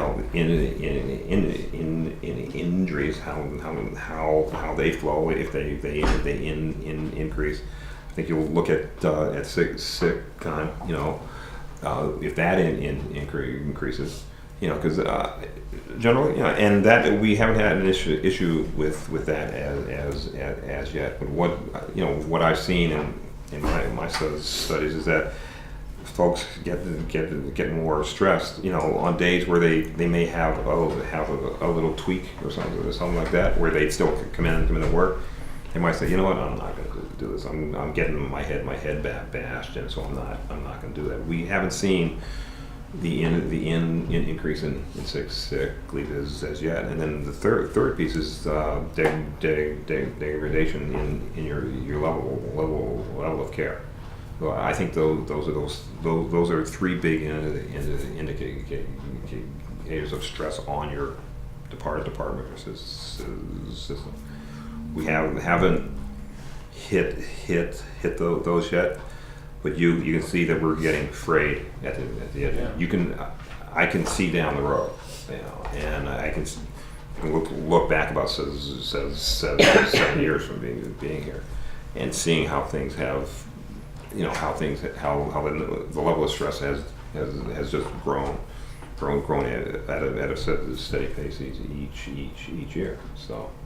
And again, it goes back to staffing. It really does. Yeah, I think from my personal point of view, I think from a finance committee's point of view too, that's a worrisome thing, because Sure. you're out there to help people, and if Sure. you're yourself getting hurt, who's going to help you? Sure. It's a challenge. It is. It's our biggest challenge, and again, doing our baseline work. It's a challenge to meet the needs, meet the wants, and meet what the town wants us to do. So the permanent force has in the last 150 to 200, so it's pretty substantial growth. That's not really doing it. You mean I think you're looking at the station coverage request. Yeah, what that means, that's how many times in each fiscal year we've depleted our forces and had to call folks and had to call per personnel back. So 100 so FY13 150 times that year we called we put out a call for the permanent force off duty people to come back in to staff. So that number steadily has been going up. Yeah, and as I said earlier, that's one of the metrics that we use to determine the level, how much our every 3 days you don't have enough staff to handle the workload you have that day. Every 3 days, by average, you don't have enough staffing manpower to handle your workload. So from a finance committee's point of view, what does it mean? I mean, do they, one of our things that we try to do is to understand the allocation of monies to different areas and stuff like that. So, and fire and ES has a very strong constituency among people who live in Amherst because we have an aging population. Right. So, do we have any kind of point of view on this as a committee? Well, as Sonia pointed out, that was one of Paul's recommendations, is to try and get them more staff. And I would think that's warranted. Yeah, I mean, Because it's clearly they're not getting enough help. Okay, I mean, if Paul is on board, then that's great. I mean, we're a little different than a lot of other services in town. Sure. Like, we're the service that, between fire and EMS, both, we're the sole source provider in the whole community. It's There's true. no one else that does what we do. There's no overlap, whether it's on campus, at the campuses, or in town. Because the campus doesn't really have their own firefighting unit. That's No, a- sir. it's The a- students come and work with you, right? And they're working on the fire side of it, and they're new, and they're young, Need and they lack training. experience, Yeah. And they're not there year round. and they're not Right. there year round. They're not EMTs, right? and their support. They're first responders, Their support. and that's a good role for them. We ask a lot of them around their college work to learn to be firefighters. That's a lot. That's a big ask. And the same for the call force, who have full-time jobs and families, who do extra work, just like we are doing tonight. And we ask them to come in every Tuesday night, come out for fires, and a couple hundred times a year come out for station coverage. That's a big ask, and we've asked them just on the fire side of that. So we're a little Contrast that different. with how many And if you look across the town, there's about 120 paid police officers hired working today between UMass, Amherst College, and it's about $13 million of budget. And we can't keep up with that at $4.6 million. Don't need equality, but we need some parity. Well, I guess Paul's on board on this then, right? I mean, he understands that, and he's the boss of the fire department. There's a small working group which includes Lindsay and Tim, myself and Claire McGinnis and Paul, talking now about the staffing study. There are a lot of moving parts right now. There's Sure. Hadley, so he understands the need. Okay. One thing to add, just in terms of station coverage requests, those numbers tell how many times each year the request has been made. But it doesn't show, and we can get that to you, is how many times that request was not filled, where you didn't get anyone back, and that goes. And again, Well, part of this is a transition. Oh, we do have, and part of it is a case where, you know, if you go to the well again and again and again, pretty soon you're gonna find out you don't have any water, and at some point you ask, you know, and that's why our call force is kind of diminished a bit, because we're at, as you just said, big ask, and if you ask me again and again and again, you know, at some point folks say, Jesus, I've got a life, you know, I want to have a life too. I can, you know, we could have folks coming in to work. I mean, it seems, you know, people coming in 24 hours a day, says 7 days of work, 7 days a week. I mean, our people don't work part-time jobs because this is their part-time job. They can come back. I mean, we're just asking so much of people, and they, you know, God bless them, God love them. I mean, they do a great job, but at some point, how much do you ask? How much do you demand? Isn't UMass giving some money to the town for fires? Yeah, Tim mentioned that earlier. Yeah. For the impact shifts. And how much, like, It's been about 80,000 a year. 85,000 a year for the last five years to cover those weekends in the spring and fall. is that sufficient? I mean, is that kind of It's worked. It's worked. We've proven that the model works. You know that you know staffing to what we do. We'll staff up to 13 personnel, and we found that we're able to cover our calls and still provide cover our EMS calls and still provide fire rescue service to the town, because there was a time back when I first came that there were times where you'd have no fire personnel in town. We're all gone. Everyone was gone. So between this and kind of changing our, well, between the UMass piece and changing our response protocol around a bit, we're able to maintain some degree of presence, fire rescue presence at the time. Not that it's enough, but it's something. It's more than what we had. But just want to take a look at that. That'll kind of give you a snapshot of how many times we've called for coverage, how many times it was filled. You'll see it'll say, I think, full and partial. Yeah. Partial is if, say, you call for 2 and you got 1. So full means you call for 1, you got 1. You call for 2, you got 2. You call for 3, you got 3. So. And it's a somewhat complicated matrix, which I don't need to explain right now if you want me to. But when we need coverage, because of on-duty full-time people, the 7 or 8 people that are on duty are tied up, depending on the time of day, the month of the year, the day of the week, literally, it's a combination of the permanent full-time firefighters will get toned out by their pager to come in from home for station coverage. And then if they make it, that we stop there. If we don't get people to come in, then we go to the call force and try to get the call force to come in and staff the engine. But then we also have the student force who staff nights and weekends, so then they're the primary coverage. So it's sort of, it literally is the month, the day, the time, which group is getting called in to do the coverage. It's sort of spread amongst all 3 groups. And just to be clear, UMass, although they have a police force, they do not have any EMS or fire. No fire. We're EMS. We are them. We are, yeah, you serve. And as much as I, drew a sort of comparison between, because we're public safety with the police spending, both, particularly UMass and Amherst, are very busy. Yeah. And they're often very busy at the same times. Yeah, I'm sure you guys were busy the other night, right? Yes, and we were all busy. We're all busy together. Yeah. I wouldn't want to leave you with the thought that somehow one's not busy, because I work, hand in hand with both groups regularly, and I can tell you that they are short. They would like to have more staffing, each of them, and they're working very hard and doing lots of calls. So we just happen to cover the whole town because that's our mission. That's what we do. And each of these other groups have, large chunks. Amherst has got a big chunk.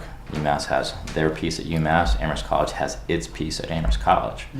And we happen to cover the whole territory. And then we go outside to 4 other towns. Outside the town too, yeah. For ambulance service. So it's a big space and it's a lot of people. Yeah, and the other piece is, as I said, we are what you might call the big dog around here. Anybody within that's contiguous to us, they get in any kind of serious incident, be it fire, rescue, something like that. In addition to EMS, but on the fire rescue side, we're going, and that's what we do because we are it. So, and staying in line there, but how much of our time is taken by hazmat? I mean, we are, aren't we a center for that now? What? Oh, we're the dispatch center for one of 2 for the state. Okay. Okay. So and what involvement do we have and how much time we does it take? we did dispatch on our department, including me. We've got 5 people that are part of the state team. So we the regional part of it. What? You want to explain the regional part of it? It's a regional team. It's made. The state is broken up into 6 districts, and each district has its hazmat techs brought in from departments within that district. The state reimburses the town each department for training, and for when we techs go out into incidents. We also, because we're a dispatch center, the state pays us $10,000 a year to host, to be a dispatch center. And when I say train, they pay us to train. If one of our techs is on duty, the state pays to replace him or her to go and train. If they go out on an incident, they'll pay to replace them. The state will pay for another dispatcher to come in if it's a large enough incident. So it's a great program. It's been around since 1991, and it's a good program. So. But it's really part of what we do too. What's that? It's part of what we do. It's too. part of what, and one of the nice things is that we've got five techs on this department. So if we have anything that begins here or in one of our contiguous communities, they'll give us a call, and we've got folks here that can advise the town or department. So it's a bonus for us. It really is. Okay. Do you have anything else you'd like to tell us about? I just do want to leave you with this handout. It's a staffing handout. It's just sort of a simple breakdown of our staffing because it addresses a number of questions that were brought up about the call for food reports. It talks about the station coverages that we brought up. So it would be worthwhile to take one of those, not to read right now, but to take home. Homework for next year? Homework.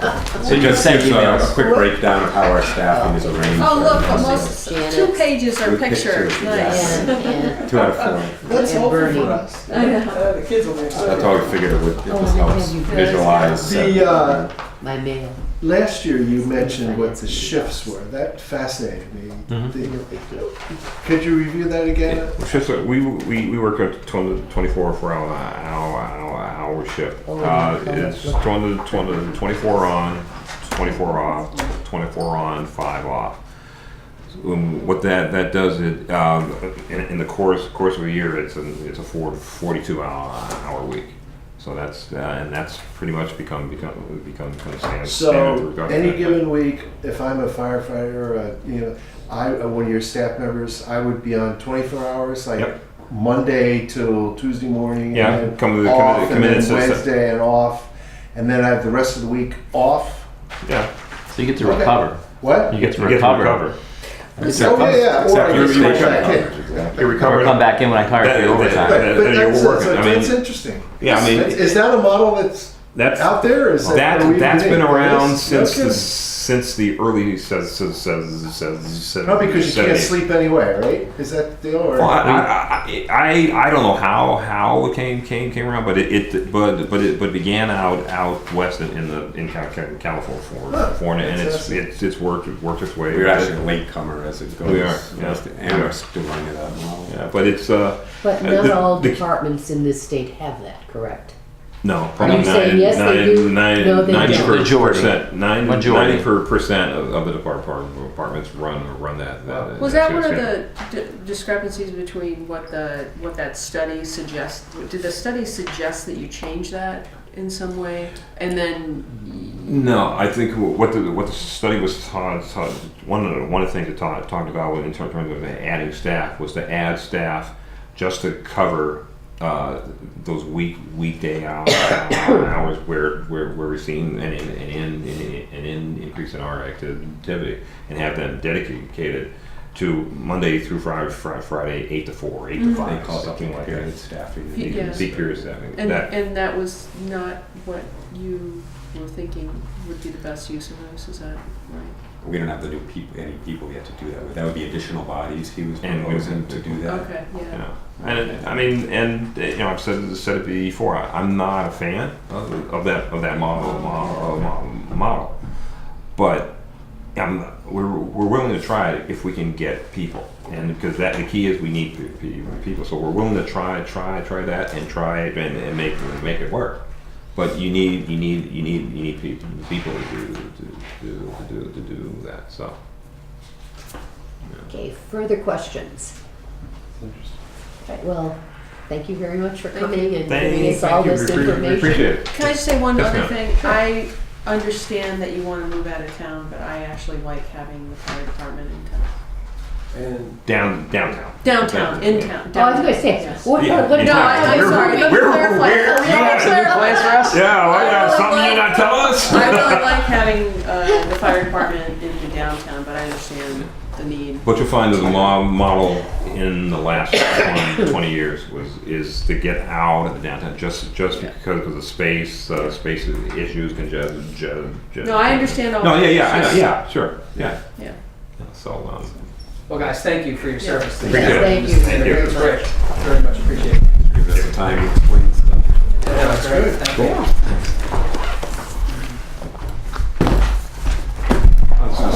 service going to Italy. He lost his job. We told I you. know, yeah, And he's Now he's got all kinds of time. So I guess he's taking his daughter to Italy. They're going to Florence. Yeah. He's got about 10 billion miles. Yeah, I bet he does. Yeah. Jeez, that's crazy. That's crazy. But I mean, good for him. Sadly, he lost his job. He landed on his feet. What's that? He landed on his feet. Oh, sure, of course, yeah. Jeez, that's perfect. But then he'll get the fly more though, which is good. Thank Thank you, guys. Thanks.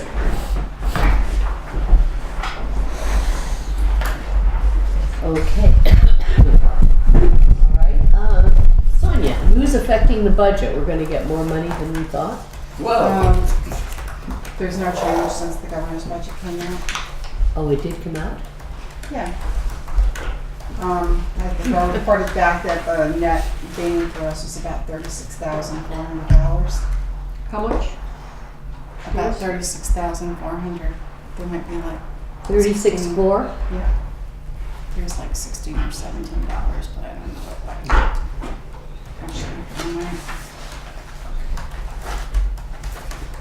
But you've already reported that. I did. I wasn't here last week. Okay, did you send that out?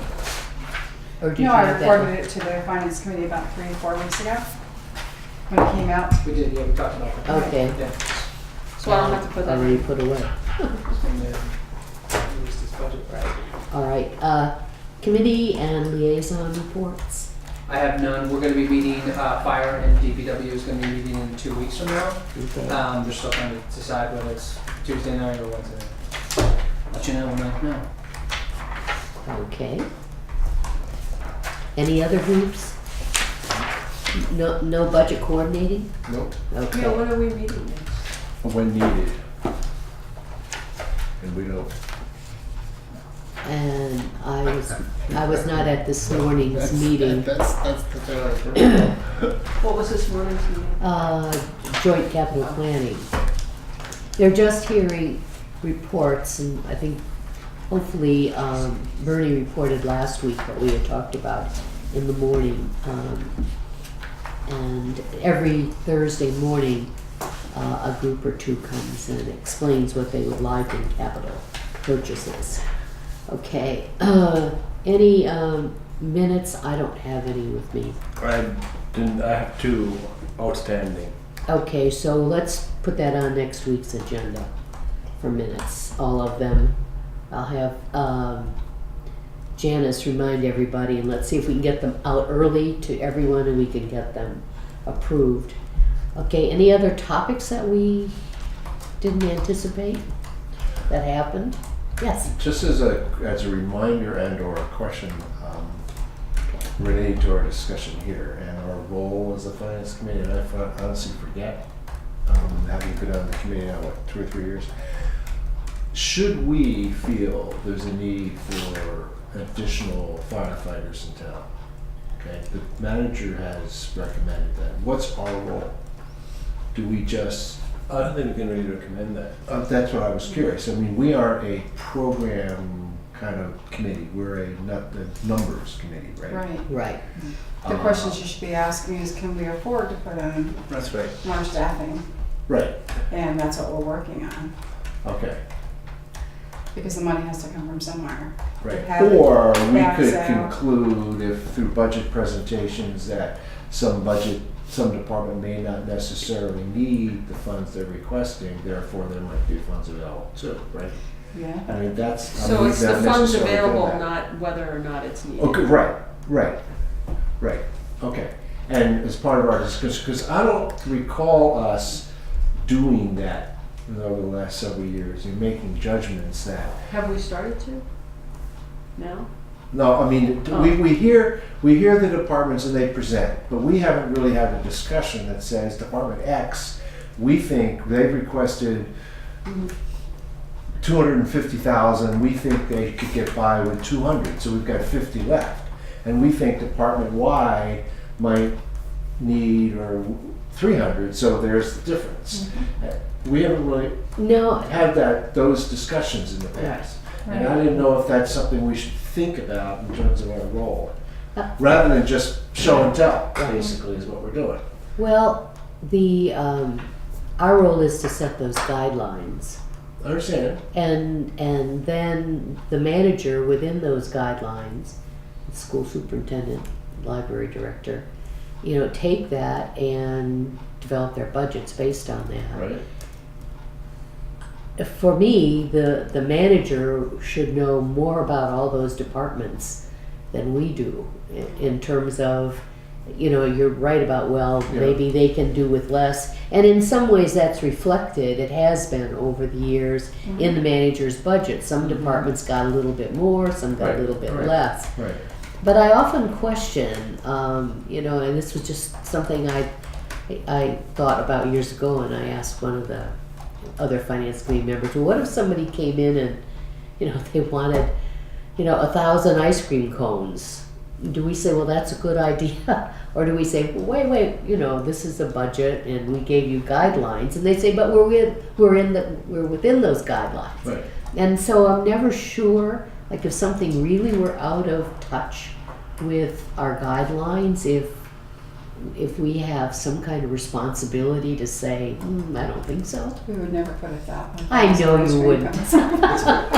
Might be good some hot summer day, but I was trying to, I was being ridiculous about it. In a way, so But it's what's kind our of role? like- I mean, other than just hearing people. What happens we when don't- we have rough years and we have to do budget cuts, we always end up cutting the operating budgets because you can't really cut salaries, steps and increases are contractual and stuff like that. Tough years, we don't fill vacancies right off. We try to get some savings from that and everything, which is what we're trying to do this year to cover our health insurance deficit for 2018. Right. But during the budget process, we have that 2.5%. This year it was 3.5%. Thank you very much for that. But we usually have that 2.5% for the town, and within that, we have to adjust for all the personnel costs, the extra salaries or COLAs or whatever benefit increases. All have to come out of that 2.5% that the town gets. And then if there's anything left over after that, we look at all these operating budgets, and we get requests, like Scott mentioned today, the overtime line never goes up with the salaries, so there's always a discrepancy there.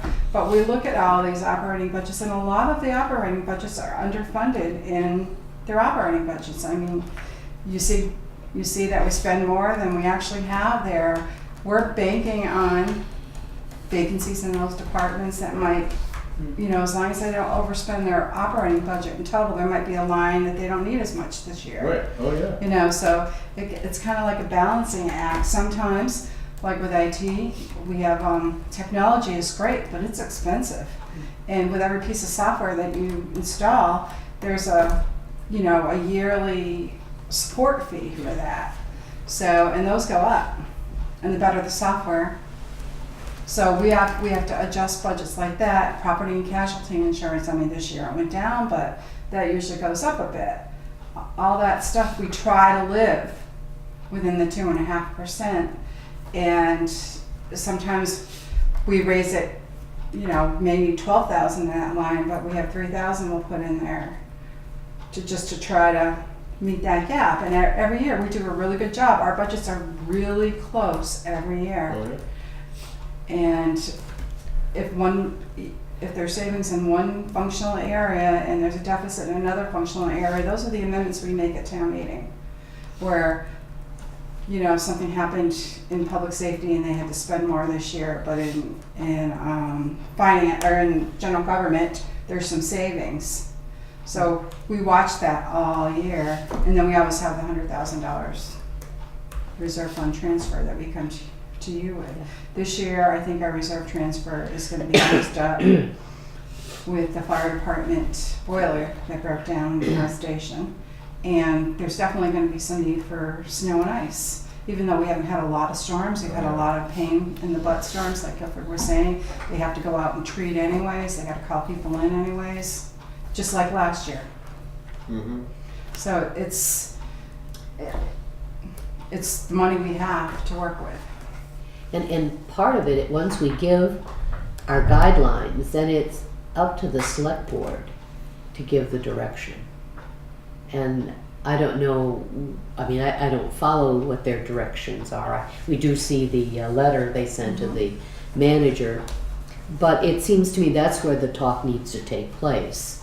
That if the select board is listening to the public, then they should be saying firefighters come first, or whatever else comes first. I guess that's where I'm saying where Right. it's kind of all of these layers of people and committees involved, but I see us. I think that's what the town manager's saying is firefighters come first. Right, he is When money now. becomes available, Right. firefighters come first. Yeah, But there's a lot of moving parts with the fire department. but going back to what you said in terms of how we deal with level funded and that, when we were all at the 4-town meeting, four-town meeting. We go to so many meetings, but anyway, the 4 board meeting with the 4 towns of the region, and several people there said, well, you can do some of this stuff, but where it begins is at the negotiation level. If you continue to increase salaries or continue to expand your personnel, that's where the money is. And I think that the one fellow, I'm not sure if he's from Shutesbury, but I've heard it several times how you have to deal with this at negotiations because you have those step increases and it keeps going up, and then you're doing what the town manager has to do now. So those are a lot of interplay. So. And when you add staff, you add benefits, and you add like OPEB liability, you add, Yes. there's a lot to consider. Right. Yes, Cost of a absolutely. new employee is a lot And- more than the salary. Right, and part of the thing that the JCPC is struggling with is anything under 5,000, whether it should be 5,000 is too low a threshold for capital. But how we got there is the last recession we had, when we had to cut our operating budget so bad. Right. Put it in capital. We need maintenance on this, what do we do? Put it in capital. Right. It's accountants shift all over It's- the it was- things it around was- all the time. No, it was project. I'm kidding. But again, there are Has issues has to with pass the smell trying to test. do that and how to define that too. So, Yeah. but anyway, I think we're all sympathetic to how we deal with that. And when we hear some of these requests every year, and now they are being addressed by Paul for the fire, that's good. But others we hear again and again too. Yeah, I just was myself trying to think like, what's our role? Right. I mean, it's nice to listen and it's good information, but then What do we do with it? what do we do? Yeah. We just say, okay, and move on. I think that's really And maybe that is our role. that but- is our role. To you know, recommend, if the town manager, if we do end up with extra money, I mean, it's a really tough year, but if we do end up with extra money and we figure out a way to fund more staff, Right, then we would come to you for a recommendation with a funding source. right. Then you have to feel really good about that, some funding source. And it needs to be a recurring funding source. It can't be, we can't take it from free cash. Right. I mean, we can, but that would be really bad financial management. But we would come to you for that recommendation, and that's where, that's your role. And then they have sort of the political backing of the finance committee. At least they can claim that. Right. Yeah, Carry a lot of weight. yeah. So there you have it. More or less. No, yeah, it's It's But I see a good It's question. It's a good question.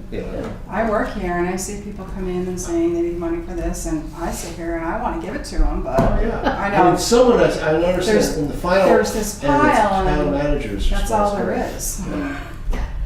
is. Right. About sums it up. Right. That's all we got. You know, Okay, anything else before us? All right, then, next week we're looking at facilities, planning, conservation, and inspection services. yeah, we moved facilities, which is part of general government, Down to this, because Rob Moore stepped in, okay. and now Jim McPherson is our new. Is he going to Facilities join us director. too? He's going to join us, but Rob can kind Oh, right, because Backfill. Rob's new. I Right. mean, Rob's been with us a while, so he of, knows. right. Okay, then if there's no other business before the committee, I will entertain a motion to adjourn at, I think it's about 9:20. And thank you, Amherst Media, for filming us, and people will be able to see us soon on Amherst Media.